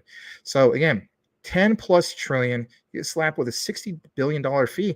It's too darn much. Look at the previous statement. Business can rely on crypto to deliver the speed, efficiency, security, and scalability required to complement our formerly purely fiat financial infrastructure, aka Swift, the whole system of Swift, at low cost. Though, what's the one that's gonna do it at low cost? Two key ones, right? Ripple's XRP, especially that long demand liquidity, and then from the retail side for peer-to-peer would definitely be Stellar Lumens. So but again, for the purposes of this, yeah, Ripple's ODL all the way. Absolutely. Of course, there's a little bit more in regards to this about how additionally Ripple noted that fiat-based RippleNet customers are upgrading to ODL. Look at all these particular countries: Australia, Brazil, Singapore, UAE, UK, and even the United States. It says some of the new and upgraded customers that have adopted Ripple's ODL include these right here as well. And we could just go on and on and on. So if you want to look at the particular full article, just go to Crypto News Flash. It goes in a little bit more detail about how Ripple to replace Swift is actually a thing. Newest GPI direct response to ODL's expansion to more than 40 countries. And I want to state this as well. I mean, when they state, for instance, Ripple to replace Swift, in reality, it's not replacing Swift. It's an upgrade of the Swift, the old system to the new Swift system. Swift technically is still going to exist, but if anything, it's like a big upgrade, right? When we're talking about operating systems and so on, you gotta look at that from that particular point of view, right? Like, why in the world would you want to have MS-DOS, right, running in a Web3 environment? Is that even possible? Not really, right? Exactly. All right. Let's go ahead and kick it back into the comments. Big Watch Dude states, I believe Wells Fargo was creating fake bank accounts to inflate their sales numbers. Ooh, that's a good point. We have about 30 people here within, at the hour and a half mark. For all those people just connected, I want to go ahead and welcome you. Thank you so much for joining us here at Crypto Talk Now. Really, really appreciate you. Drop in the comments how you basically, found us, stumbled upon us, or so on. Did you come from the recorded videos? Did you simply type in hashtag ISO 222? Whatever the case be, would love to hear that feedback. Any questions, comments you have, please, by all means, ask. That's what we're here for. We would love to hear from you. And we have a very welcoming community. So again, thank you for being here. And in advance, Merry Christmas Eve / Merry Christmas to you. And can't thank you enough for joining us here tonight on a Friday, especially. All right. So Linda Anderson states, the whales and financial institutions tank the markets to get you out so they can buy your crypto cheap. That's a very good point, because it literally has been happening. And how do we know this happening? Well, I'm sure you know, Celinda, but let's face it, for the newcomers and so on, how you can find out if this is happening is you base it on whale activity. You follow the institutional money. As the saying goes, when in doubt, follow the money. And the beautiful thing about blockchain is you can do just that, right? So if you have, for instance, Ethereum whales, right? I know it's a crazy example. I know that Coolcat's not a fan of Ethereum, but it's a perfect example. If a bunch of people are coming in buying up Ethereum like crazy, you can follow that particular whale activity. How do we know that? Go on the likes of Etherscan and so on. That's the beautiful thing about this. Blockchain technology, if anything, is on a public ledger. You should be able to view it and so on. You can view the activity and draw your own conclusion about where the real money is going. If you have big institutional money coming in and buying up stuff at the crazy low prices like this can give you an idea if we are basically at bottom. That's a common trend that's going on nowadays. Are we truly at bottom? Find out for yourself if we're at bottom. If you see, for instance, a crazy amount of whales coming in and buying certain ones when they weren't buying it like necessarily, 3-4 months ago, it gives you a pretty good idea of where we're going to be going here in the short future. All right. I do appreciate this right here. Peter Schiff owns the world's most crooked bank. I think I already read that. Hold on a second. Maybe it's just my bad. I need to go further down. I read the wrong highlight. Anyway, let me see here. Why aren't they blowing up the banks up on TV like they do crypto? Why they never say, hurry, take your money out of the bank because they are crooked? Well, here's the thing. If they do, I'll say this, all right?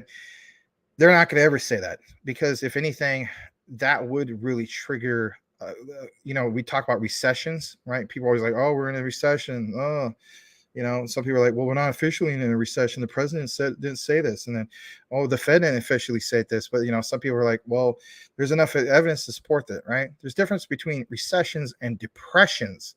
Again, look at your history. So what do we know what happened in 1929, right? Basically, everybody panicked, did basically what you're saying. They didn't trust the banks, if you will, you know what I mean? Because the big stock market crash and so on. So they went right to the banks and they tried to get all their money out of those particular banks. And again, it created, it was one of many things that created the Great Depression. But you want to talk about a 21st century depression? That is one way that you get that happening, because we have collapse of the traditional financial sectors. Oh yeah. You better believe that would spark not just the recession, but the second Great Depression, and that would suck monumentally, to say the least. All right. Tim Shea, Humpty, I have been saying the same thing for a while. If everyone went to the bank to withdraw funds, they won't have it at all. I mean, I understand that, I'm with you, Tim, in regards to that, but let's face it, if everybody did flat out, go out and do that, there would be no demand at all for the banks. And maybe that's the whole end game result in the end. But if anything, there's always going to be that battle between traditional finance and what we're trying to accomplish with DeFi, crypto, you name it. Where all this comes together is recognizing the technology of how just that happens. Hence, you have, for instance, how about this? We talk about ALBT, right? That bridge between TradeFi, traditional finance, and decentralized finance, right? But if you took, the original player out of the question or out of the equation completely, which would be TradeFi, then, oh my God, you want to talk about collapse of the system. We're not able to achieve what we need to achieve if the two, in my opinion, don't try to work together. We want to talk about Democrats and Republicans not working together. Oh my God. It would just be the most horrible meltdown that we've ever seen ever. I'm talking about the history books, man. But I do appreciate all you guys' input, man. You guys got great comments. Thank you so much.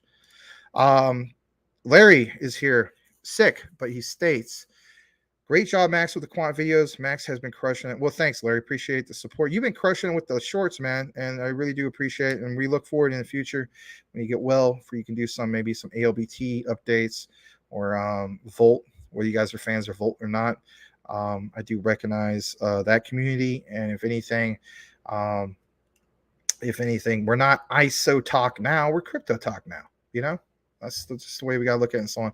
But, for the most part, I think we deserve credit on this, and that is we don't shill, anything and everything to you guys and so on. We've covered, various projects in the past. We've done AMAs, you name it, and so on. But it's rare that we give an official endorsement on anything, really. But anyway, thank you, Larry. Get well soon, man. Crypto Winter states, not one of them. I can't make that out, man.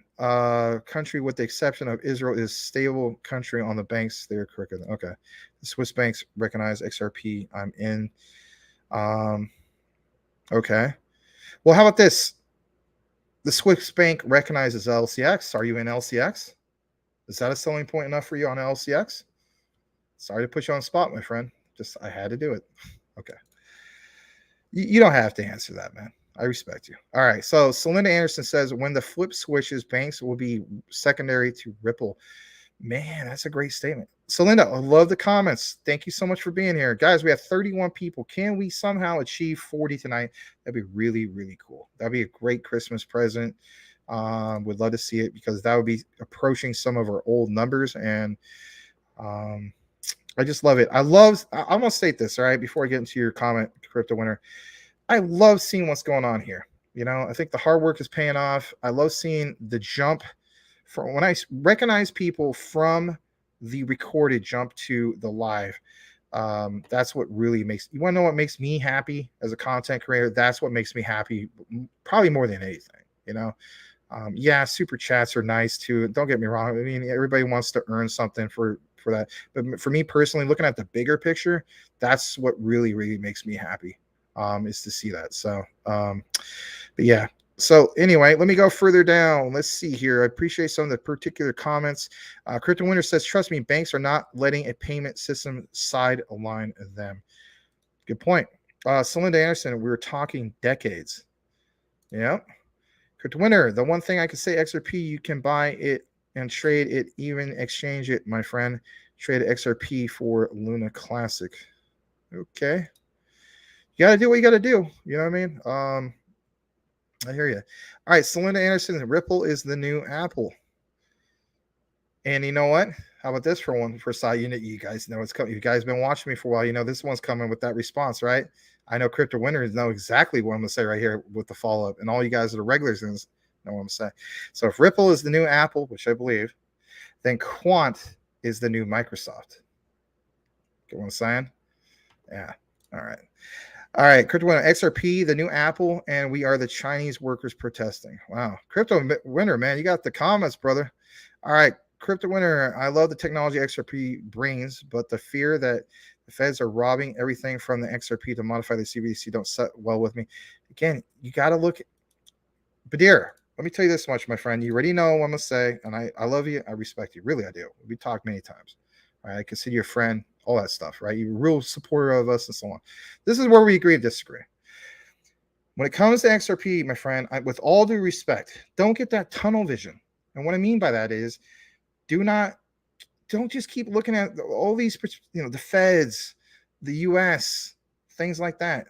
Look at the bigger picture. The bigger picture is absolutely that on-demand liquidity, the incentive for central banks, I shouldn't say forget all the healthcare stuff, right? But again, man, you got to realize we have not seen that tap, if you will, right? You're going to a pub, you know how they pull the thing to give you, your PBR or whatever liquor you love or whatever, beer, ale you love and so on. I'm literally looking at it from that. Here we are. We have not pulled it back to let the liquidity, right, or the suds, if you will, just flow. It hasn't happened yet. Wait till that happens. You're gonna be blown away. For those who know what I'm talking about, you guys already know what I'm talking about. All right, but I appreciate it, man. And, you're very passionate about with your arguments and so on, your debate, whatever you want to call it, and so on. Equilibrium. All right, I need to see Equilibrium with Christian Bale. It is on my list. Possibly I'll watch it this weekend. I don't know. Kind of want to watch some Christmas movies for a reason. I'm going to watch some Die Hard. Yeah. Best Christmas movie ever made. You better believe it. All right. Equilibrium says, YouTube suggested me your 103K per quant video. Great research, new stuff. Oh, man. See, that's what I'm talking about. We are finally appealing to that darn YouTube algorithm. See, Larry, if you're watching, this is what I'm talking about. And all the old fans, this is what I'm talking about, guys. I said this months ago. We have got to have an identity here at Crypto Talk now. We do. We have with the ISOs, especially with Quant, right? So thank you so much, Equilibrium. This tells me that hard work is paying off. And for you to be a new sub, that really, really appreciate it. And then from you to come that quick from recorded to live, that says something else too. So guys, we saw this. I did the research a while back. I'm a humble person when it comes to this, but I did do a lot of research when it came to this.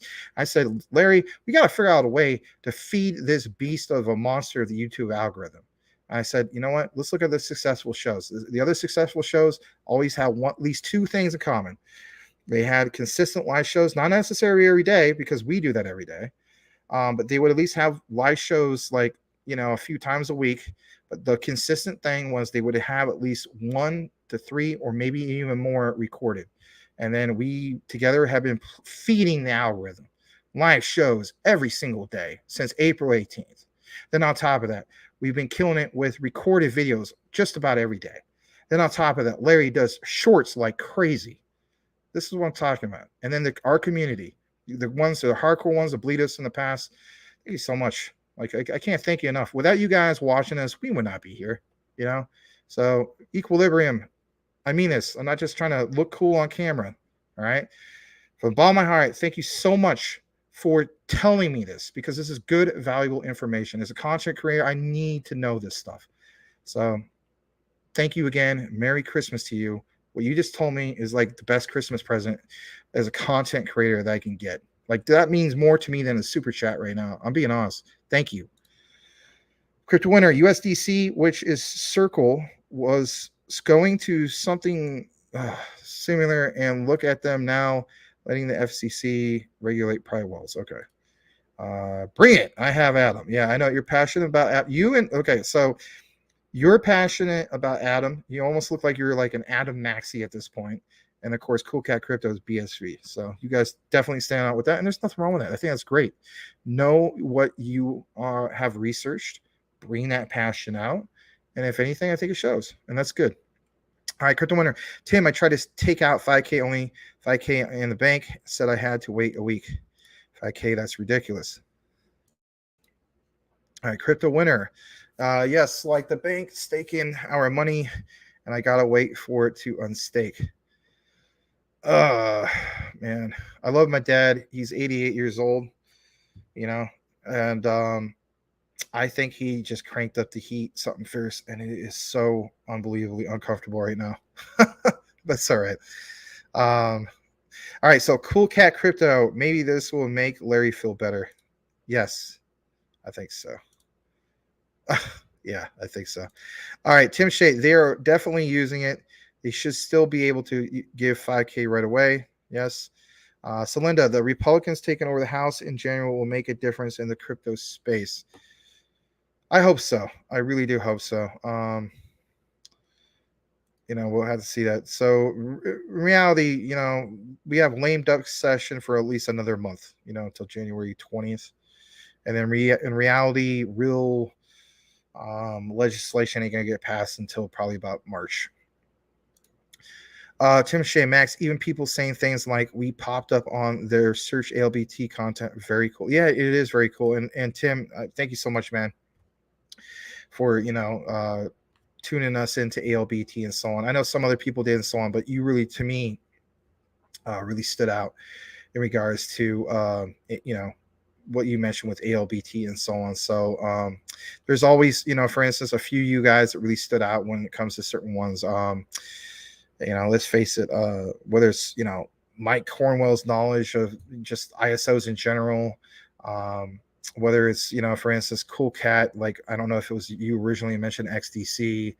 I don't know, just a lot of you guys bring a lot to the table, to say the least, when it comes to that. Sorry, I had like a piece of hair hit me in the neck, but it's just, that's what I'm talking about. It's the community coming together and, basically sharing, hey, look at this, guys.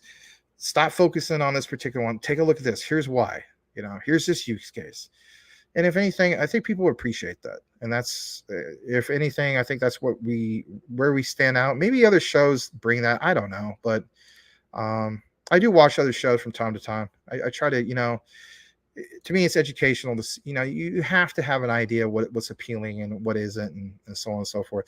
Not saying that I'm going to try to be like some other show, right?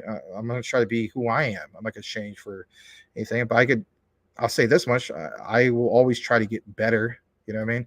And I think if you guys have been watching this from day one, I've done my best to get better, whether it's, green screen or lighting, trying to present things in different ways, constructive feedback, which, like sound intermission, you know, you do 5 minutes. That worked. 5 minutes in, 5 minutes out.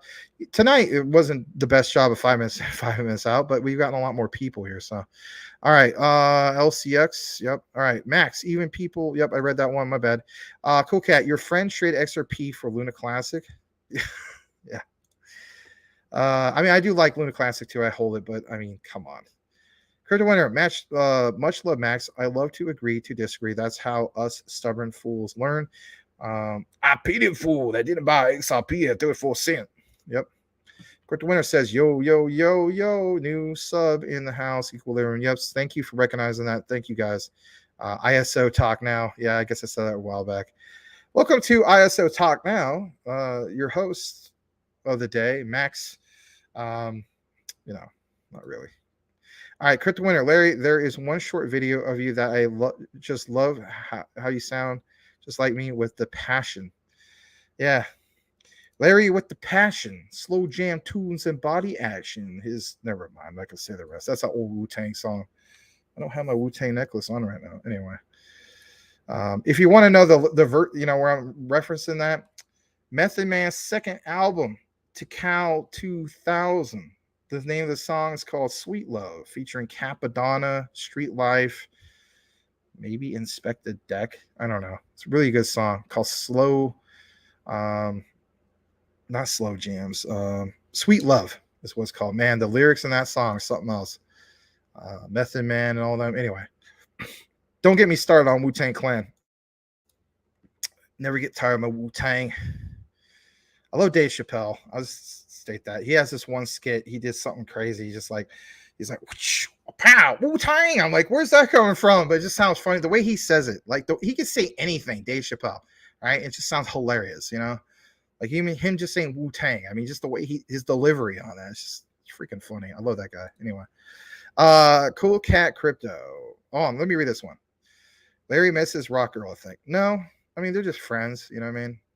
He has a really, really great girlfriend right now, though. I'm really, really happy for him. He's in love, and so on. But he is sick right now, and so on. It's not me making excuses for him, but he's legitimately sick.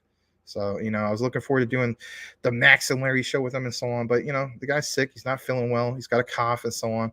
And I think if anything, it's like I got to respect that. What if I was sick? I'm going to have Larry give me a bunch of crap? Max, you're not on. You need to get on there. Your audience is waiting for you. Stop taking all your crypto and going to South Korea and buying, hookers and blow and stuff like what? Huh? Where'd that come from? But anyway, not that I do that. That don't make sense. Long story. All right. Equilibrium.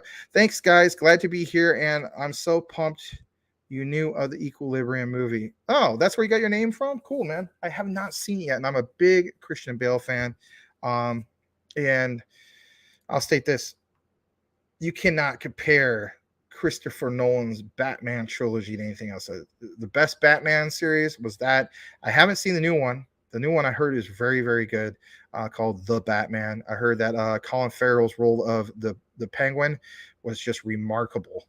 And if anything, I think maybe last I heard Colin Farrell is going to reprise the role again. So I saw a few clips and I'm like, wow, man, he like really legitimately looks like, like they took the concept of Al Capone and put him into the Penguin. I like all those sorts of things like that, But yeah, you're welcome. Good to see you. And don't spoil the movie for me because I really been wanting to see it. About the whole, utopian style society. It has some things that remind me of Half-Life. I'm a PC gamer and so on. Somebody in the comments, can you imagine this?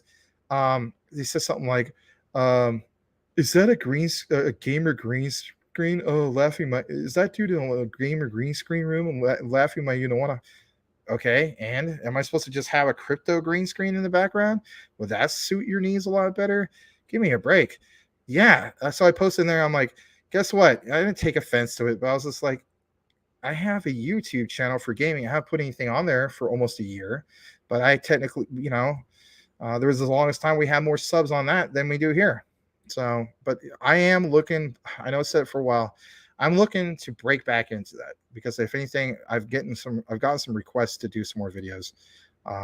And I want to do like game reviews and stuff like that. At least I want to do it like at least once or twice a week. And I think when I'm not here on the weekends, I think that's my opportunity to do it. So,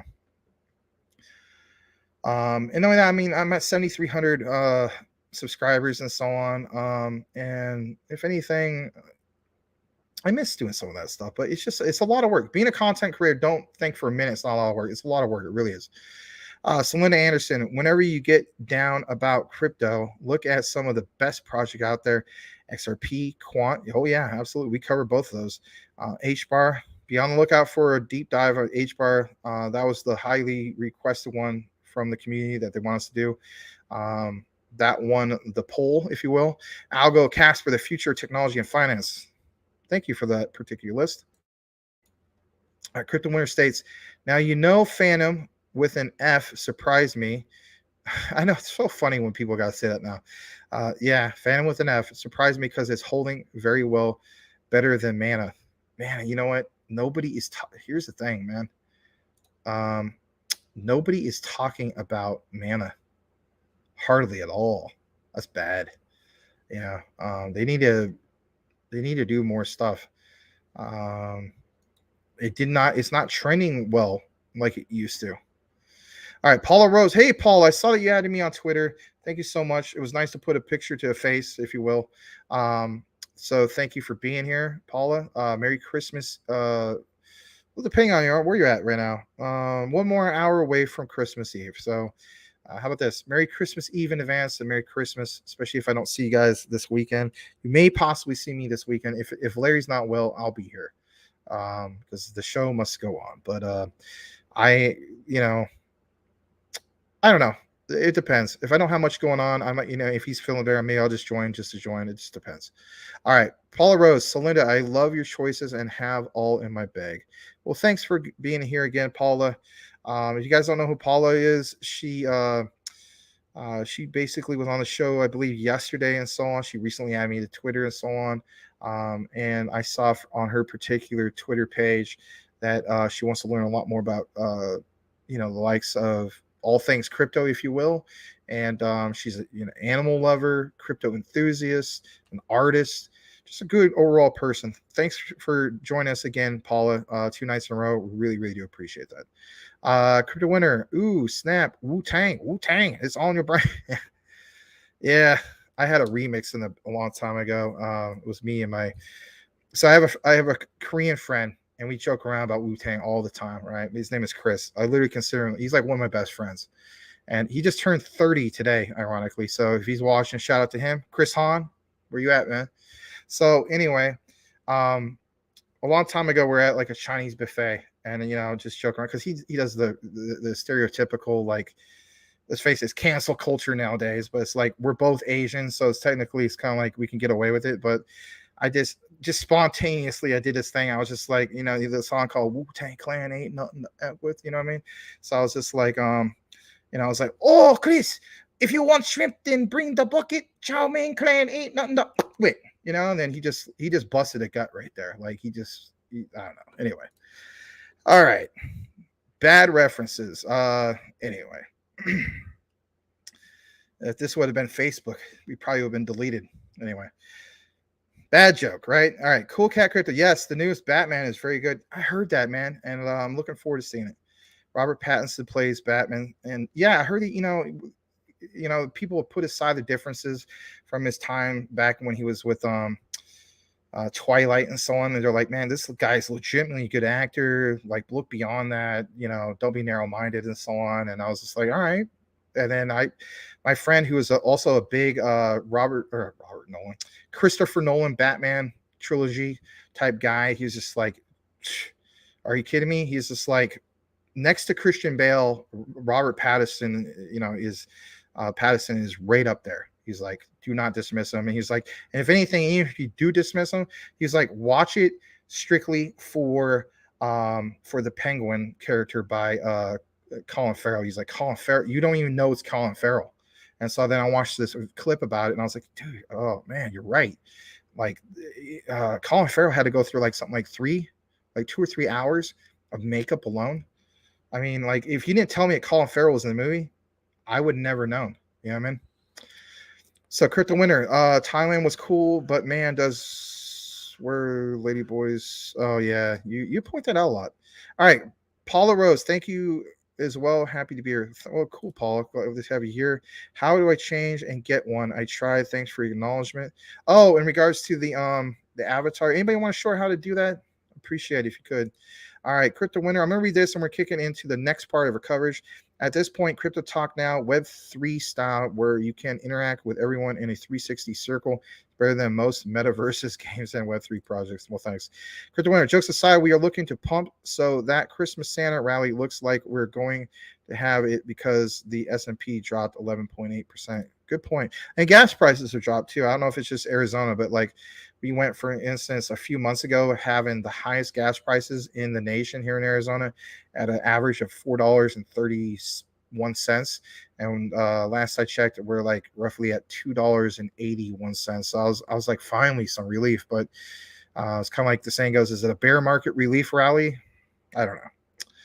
All right. Paula Rose states, yes, Avatar would be awesome. Yeah, somebody help her out with that. That'd be great. I'm going to go ahead and highlight your comment. I'm going to kick it into the next part of our coverage. We are approaching the 2-hour mark. Thank you so much for anybody who is connected recently with us and so on. If you're wondering, why is this guy just reading comments and so on? I do want and need to recognize people in the comments, especially newcomers. But yes, we're going to go ahead and kick it into some of our particular coverage. And here we go. Here we go right here. So it is a little bit more in regards to Ripple XRP. So maybe some of you guys saw this. So it says Ripple SEC begs court not to disclose Hinman documents, threatens an appeal. It says, quote, the SEC is still arguing that the Hinman emails are privileged despite losing that issue about 100 times already. It states SEC begs, of course, not to disclose Hinman documents. In reality, some of you guys may get tired of just constantly seeing this and like, come on, get on with it and so on. But it is newsworthy. And I just thought it was something to see them actually, for instance, beg the courts not to disclose the documents. And it's just like, come on, you sound like a broken record by now. I'm not going to click on this particular article and take more of a deeper dive. That is literally the highlight of it. And, yeah, a lot of times I do share, for instance, Filan's, his tweets that he shares and so on, because he does a really good job with his coverage. But if anything, my key takeaway is I really think that this thing is going to be wrapped up. I'm still sticking with like basically March. Some people feel as though it's January. I think Larry feels like this is January as well. But it's still going to be, this is going to be something that's going to be posted literally almost every day. Maybe not on Christmas Day, right? But it's going to be posted quite a bit. There's a little bit more. And it's XDC news. So yes, XDC news. Shout out to Salamander, XDC Commander, and everybody else who's into XDC like myself. So we did do a recorded video in regards to XDC and our coverage and so on. It says XDC Impel offers real-time payment settlement created to provide a cost-effective alternative to legacy solutions like Swift, right? At the beginning of the show, we were talking about, for instance, the whole thing that was going on with Swift and XRP and so on. And then look at this. And SEPA Impel runs on the XDC network using hybrid blockchain to securely and quickly send financial messages / payments. And then look at this R3 Corda. Like we mentioned in yesterday's show, R3 Corda bridge with XDC is massive to say the least. So on top of that, it says, for instance, Impel is a fintech innovator that uses blockchain technology to, well, I'm gonna go back because that looks good right there. Looks big right there. It says Impel is a fintech innovator that uses blockchain technology to deliver financial messaging, instant settlement, and a bridge to the R3 Corda platform to future-facing banks and fintechs, created to provide a cost-effective alternative to legacy solutions like we mentioned with Swift and SEPA. Look at this. Impel runs on the XDC network using a decentralized, enterprise-ready hybrid blockchain to securely and quickly send financial messages and payments, leveraging outstanding security. Impel offers real-time payment settlement instead of the current 2+ day standard via the central banking system. Impel's financial messaging meets the ISO 20022 standard with no cost, not low cost, no cost other than the XDC network's near zero gas fee. And by the way, That fee is like literally the price. Like, I'm gonna keep pounding this home, like the price of a Luna Classic token. Seriously, it is. Look into it yourself. So basically, to send messages or payments utilizing a bridge to just that R3 Corda platform, XDC moves to and from the public Corda network and can be used as a settlement vehicle inside the Corda ecosystem. Financial institutions can use Impel as a catalyst to strategically transform their businesses and unlock value-added opportunities enabled by the new standard. And of course, you want to learn more about that, you can go right to Impel and learn just that. Impel, built on XDC network and R3 Corda. Pretty massive stuff. I still feel as though that when it comes to the ISOs, XDC is by far the most undervalued one of that particular list. Me personally, XDC ranks 4th on my top 5 in this particular order. XRP, Quant, although those two are really almost tied for me personally. XRP, Quant, XLM, then XRP, Quant, XLM, and then XDC. All right, let me get to the next part of this, and then we'll kick it back into the comments. We have one more after that in regards to what we're going to share. And let me see who else is here. So I do see that there was a super chat that came in, and we do appreciate those as always. So let me get to it. Salamander, the XDC commander, XDC. Oh, I'll say it just like you want me to say. XDC, XDC, XDC, XDC, XDC. Merry Christmas. Yeah. So with that said, Merry Christmas, you filthy animal. Anyway. All right. Thank you again for the $2 super chat. That's something I kind of do once in a while, just joking around. If my girlfriend comes over or somebody, because she has a key, right? So just joking around, she'll come in and she doesn't know, like, maybe I'm in this particular room, and just out of nowhere I'll be like, hold it right there. She's like, I knew it was you. I could smell you getting off the elevator. She's like, oh my God, really? I'm like, Merry Christmas, you filthy animal. Anyway. All right. Let me go back to the last comment. Anyway. Crypto winner Max, did you hear anything about LNG, liquid natural gas company in Texas, blowing up? No, I did not hear that. I wouldn't put it past it, because you know what? That's something else to be said. When those things blow up, it is just crazy. My dad worked for Northwest Natural Gas back in the 1960s, I think it was.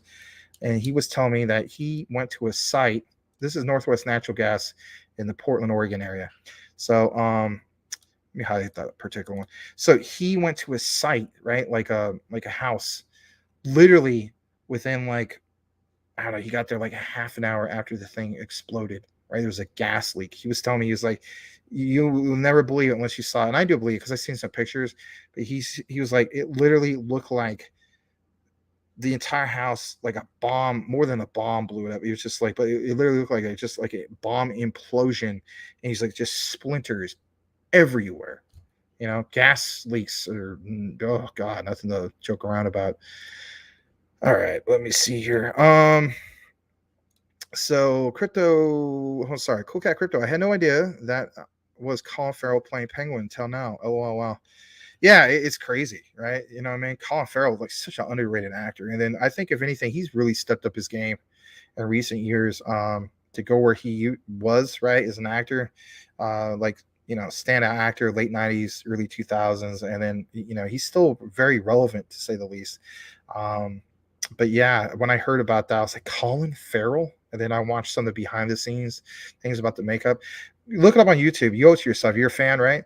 So watch, for instance, I think it's only like maybe 2 to 5 minutes at the most.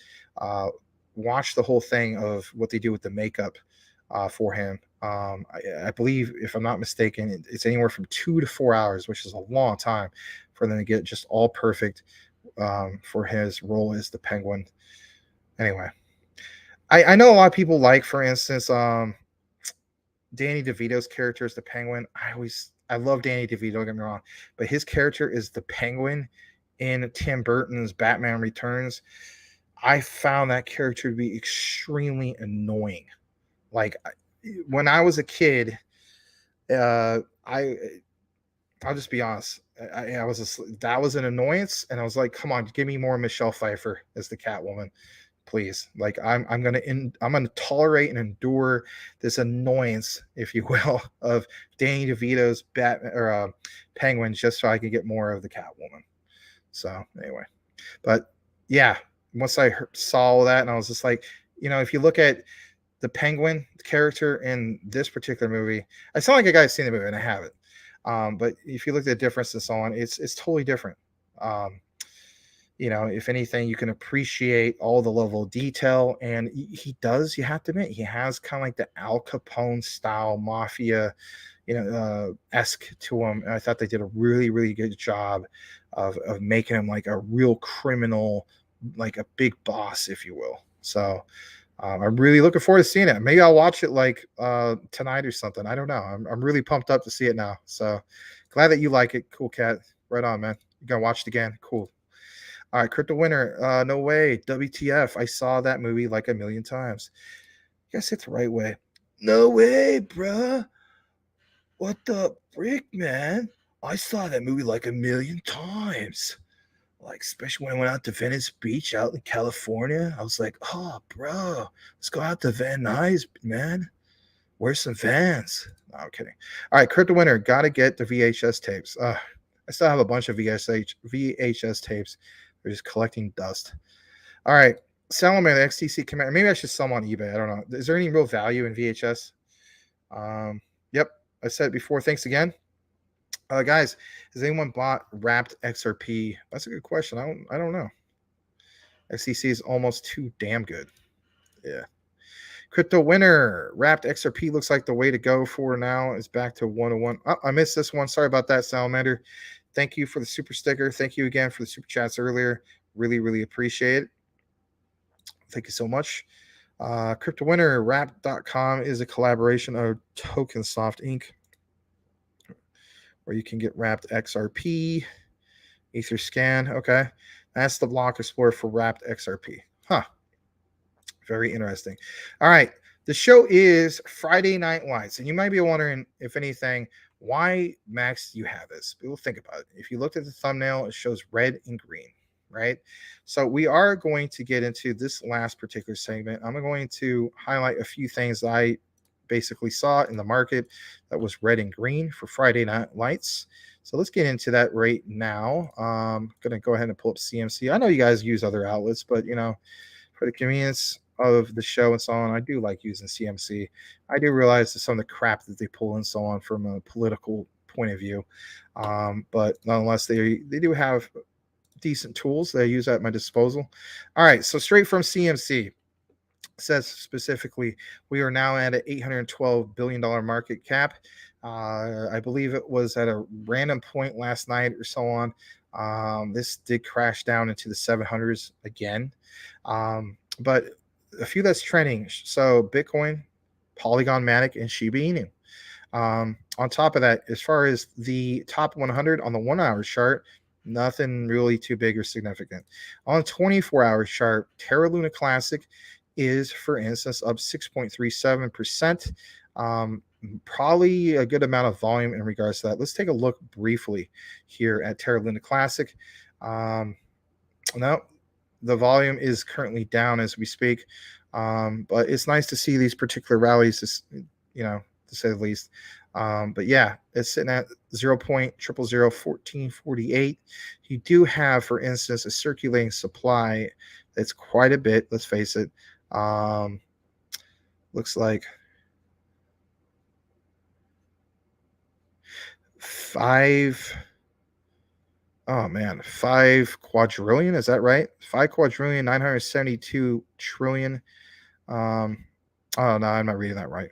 5,972,702,558,841. I read that wrong. I apologize. I got it right. So yeah, we do have quite a ways to go when it comes to the burns and so on. And you guys may be getting tired of hearing about that and so on. It's a reality. They gotta take the constructive criticism that they've been getting. But if anything, as the saying goes, Rome wasn't built in a day, and this project rising from the ashes is not going to happen simply in a day. And like I pointed out before, what excites me when it comes to Luna Classic is rebuilding that ecosystem, getting it back to its former prominence. I think we're going to accomplish that, and 2023 is going to be a big standout year, in my humble opinion, when it comes to Luna Classic.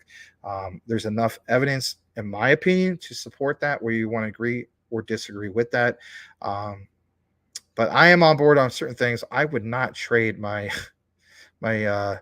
XRP for Luna Classic. That's just something I don't do. I'd say this much: I traded my VGX for Luna Classic, and that's how I went from having only like 2 or 3 million Luna Classic to basically having like 15 million Luna Classic. So it is what it is. But yeah, we could all agree, disagree. I do respect everybody's choices, what they do. That's what you had to do. That's what you had to do.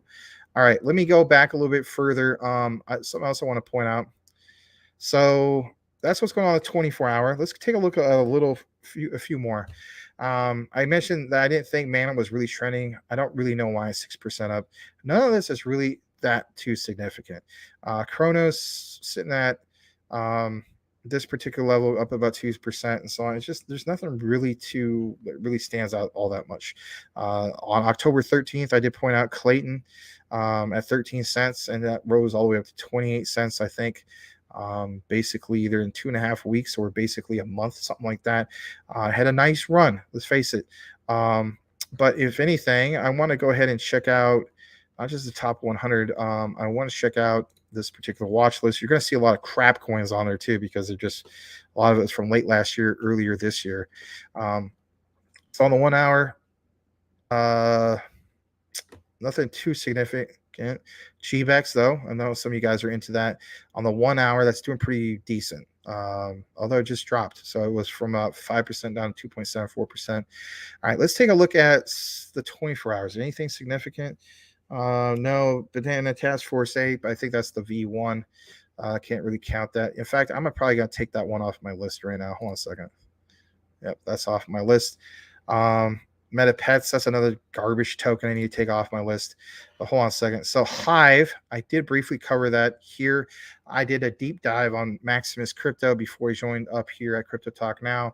If you're wanting to look more into it, you can check out my old, archive video on Hive. Investor Place believes that is a great one to have part of your portfolio. It's on my watch list. It's not on my short list. I didn't get into it, but I might have to relook into it. Check this out for yourself. LCX, we talked about earlier. It was at the beginning of the show. It's up about close to 13%. Why? I truly believe it's because of the whole thing with the physical validator thing that we mentioned earlier on that particular outline. That was a big thing, right? So since 2019 to present, that's basically 3 years in the making. That was pretty big for them. And I think if anything, the prices and reflection of that, people have recognized that particular news. And if anything, it can trigger some of these particular pumps that you see and so on. There could be more to it than just that. If so, let me know. I would love to know that, especially for like a follow-up for LCX. I'm not into proof of memes, but for instance, Todd, aka Common Sense, our Common Sense, not Rich, he would always, for instance, post about this. He would tag me in particular videos and so on.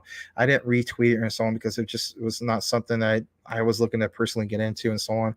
And I'm not really, big on meme coins and so on, other than the traditional ones like I would say the Coke and Pepsis, if you will, the Doge, the Shiba Inus, and so on.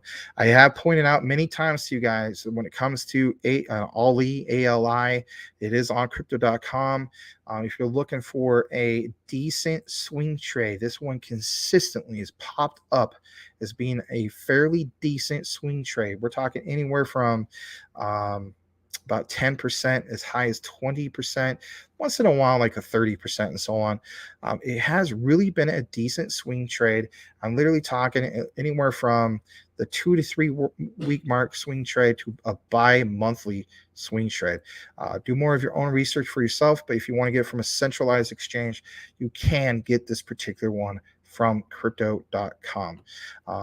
Some of these other ones, Mononoke, give me a freaking break. Are you kidding? Anyway, Doge Chain, I know some of you guys are into this. The volume is up to 1,480,000. They do not have a verified market cap. So that's what's going on with that. DApp Radar is another one you can get on crypto.com. That one's a decent swing trade, but I'll say this much. I think if anything, if you had to pick between the two, as far as swing trading ones that do fairly decent, like roughly 8 to 10% consistently on your bi-monthly swing trades, I would have to say ALI takes the cake over DApp Radar. Now, long-term speaking, I'm going to go with DApp Radar. But for short-term swing trades, going with Ali on that particular one.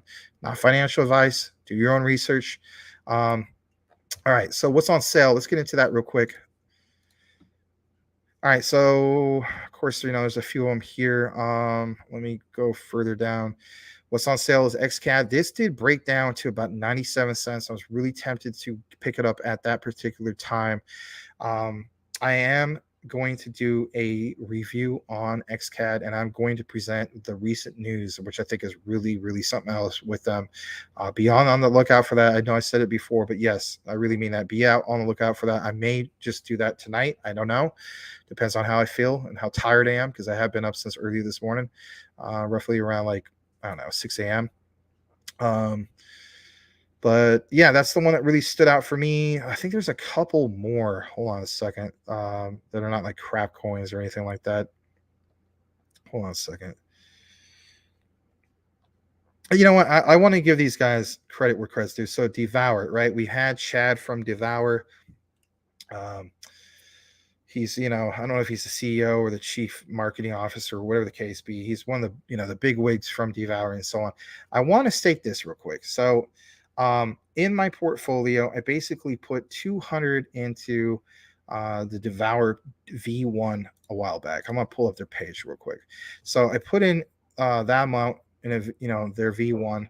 I got a hold of Chad from Devour and so on. It was a nice transition to the V2. Here's why I want to give them credit, right? So in this bear market, let's face it, a lot of these crap coins, right? I'm not going to mention any specific names. They lost like over 95, 97% of the value. And then when you go to the V2, it basically, it's lost a tremendous amount of this value. It's just like, come on, give me a break. Like, especially if you put thousands of dollars into these particular ones, right? But I will give credit where credit's due with these guys. So I put, it wasn't much. I put $200 into it. But when I looked into my portfolio recently, and even when I got it switched to V2, it wasn't down too significantly. So 200 into it, and now my 200 is I think it's like 180, 185. That's not too bad considering this bear market that we're in. And so their mission is to be one of the standout ones for Web3, right? And to be able to, for instance, you have a restaurant that implements the Devour token, and then for instance, you could take an NFT and use it as a coupon, if you will, on a meal, so on and so forth. Their concept is really cool. I think the main thing though is just that adoption. They need more people to understand, the utility that they bring to the table and so on. I mean, come on, their volume is only 15,415 right now. It's down about 93%. But again, it's one of those ones, technically speaking, it's on sale. I'm not saying it for you to officially get into this and so on, but if you're one of those type of people who didn't see that particular AMA that we had back then, and we didn't get paid on the AMA. I'm not getting paid from them right now or anything. My thing is, I do like to give credit where credit's due on certain ones. Let's face it, in the bear market, where a lot of the quote unquote meme tokens, right? The crap dog enus of the world, where whether it's a slow rug or whatever the case be, they lost the value. This one hardly lost any of its value. I'm only like 15 to 20 bucks down on that.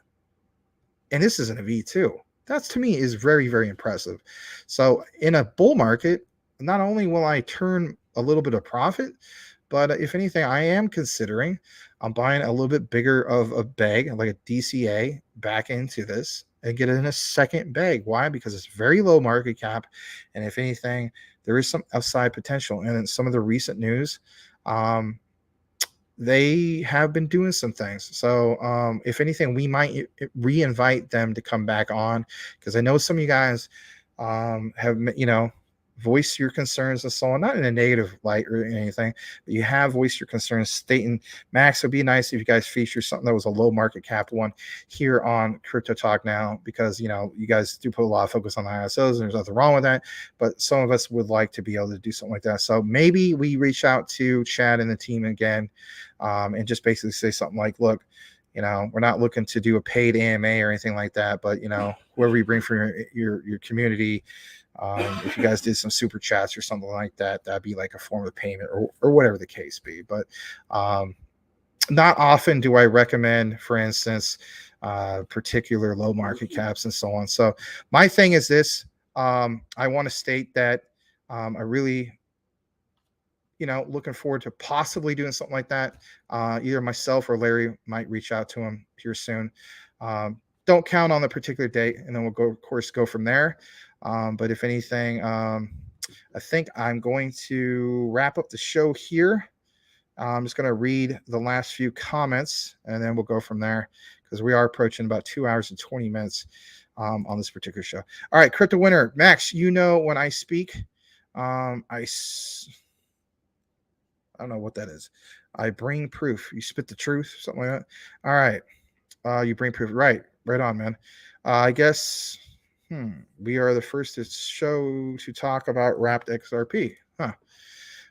Good point. Coochie Boy, Luna Classic needs to pair with SHIB when Shibarium is launched. That would be nice. It'd be interesting to see if Shiba Swap takes advantage of that and what kind of yield it will get. And if anything, here's the thing, right? I would expect at least a 6-month minimum commitment to get any type of significant yield, and to take full advantage of that. Let's face it, it might be a year.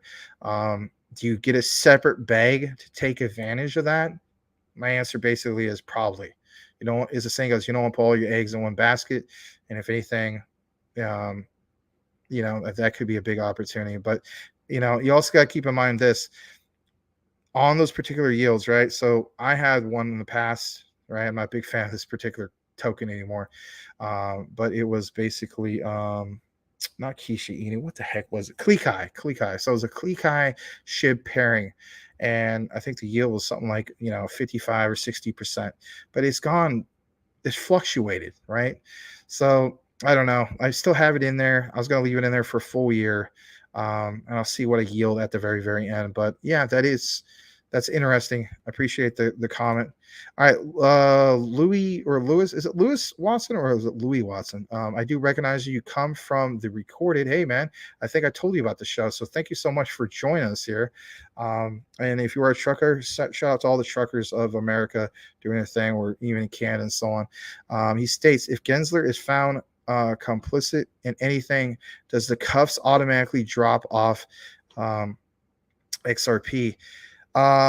If they lose, well, okay, Gensler specifically, man, I don't know if I can answer that, because if anything, you would think that would be the case.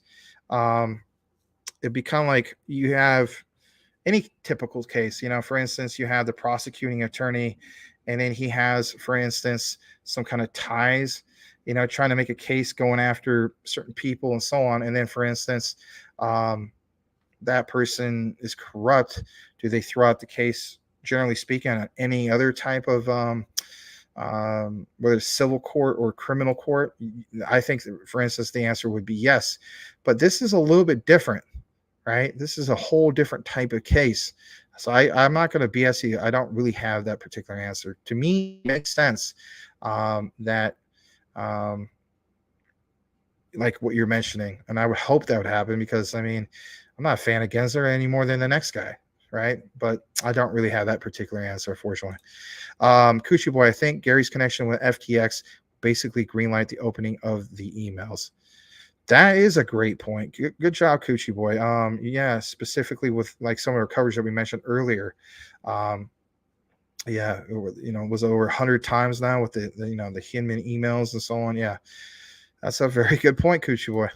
All right, Crypto Winner, wrapped XRP is a crypto asset pegged to XRP, 35 cents, and can be used on blockchains other than Ripple's native XRP ledger. Okay, thanks for the info. So Linda Anderson states Patrick McHenry and other pro-crypto house leaders are looking to fry Gensler and the SEC. Believe it or not, the Republicans know how many people own crypto and how much those votes matter. Thank you for that. Crypto Winner states, let me have a drink real quick.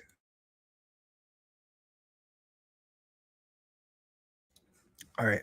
Crypto Winner states, Coochie Boy, one thing I learned is that Luna Classic can't make a move without Cosmos Hub. Voting on it, I need to learn how to do proposals, and that is in. Huh. If I learn how the proposal, I'll let you know. All right, you're talking to Coochie Boy. All right, hold on. Let me go further down. So Linda Anderson, ish coins should go away. Let's legitimize the crypto space. Yeah, if they're truly crap, I would agree. There's some exceptions for me personally, but I mean, there's not many. Not many at all. But if anything, I think, Dogecoin, I personally feel as though whether people are fans or not, I think that's here to stay. I mean, literally it's in the top 10. Shiba Inu, I still believe is here to stay. I think Luna Classic might be able to be here to stay. Technically speaking, some people are starting to label it as just that. It's gone from so many different stages, if you will, right? So it's gone to, one of the ones that were technically, I don't know, was Luna originally, the original Luna, was it in the top 10 at one point? Maybe. Maybe it was. I think it was like number 7 overall when it was up to like $140 a coin or something like that. So there's ones like that that's gone through so many cycles. So like it went from blue chip to the collapse, which is like, okay, this is, it's Luna Classic now. It's now a lottery ticket, if you will. Then it went from that to, it's more like a decent investment, but look at the community. It's more like a meme coin. And so to me personally, that's in a different category. All right. So I think they'll eventually get there. But I think overall, the ones like Mononoke Inus and stuff like that, those should all go away. To say the least. All right. Crypto Winner. Yes, amen. Let's get a ride of Volt. Okay. I got my token down with the Volt. Crooked people destroy good projects. They do. That's very true. Crypto Winner, this year I almost took my mom's life savings and put it in Terra Luna. Can you imagine? Oh boy. You mean Luna before the collapse, though, right? Not that Classic, because that Classic maybe at some point in September when it was up to 30788 or close to 308, that wouldn't have been too bad. But anyway, all right. And that's why I'm so passionate about crypto and everyone in it. Good point. All right, so Lynn Anderson, there has been good low caps out there. Just have to be willing to lose your entire investment. All right. Crypto Winner, and she had her money in Fidelity, a secure investing firm. Thank God I never made the move because of where the money was at. And last comment is Crypto Winner. Boy, oh boy, can wait for. I can't make out what you're saying, my friend. All right. But guys, I want to go ahead and thank you again for joining us here at Crypto Talk Now. Again, within the hour, basically be out on the lookout for a deep dive into LCX and, of course, other recorded videos over the weekend. Even though it's the holiday weekend, we'll definitely have some because let's face it, we are trying to feed the YouTube algorithm. So, guys, if I happen to not see you, guys and gals, right? If I happen to not see you tomorrow, I really want to wish you all a great Merry Christmas Eve and Merry Christmas. If for any reason Larry won't be here on the weekend, then I will definitely show up because I want to continue this and so on. Again, feeding the algorithm and also providing great content. So, Larry, get well soon. Hope you can make it. And if anything, guys, embrace your family. Those that you never maybe said I love you for the longest time. You never know. People come in and out of your lives and so on. And in this holiday season or whenever, if anything, give love, if you will. I miss so many of my family, like you have no idea. And I wish some of them were here today where I could embrace them. And, like my mom, I wish I could, hug her and tell her how much I miss her and so on. So Have a great holiday weekend. We'll see you on the next one. Take it easy.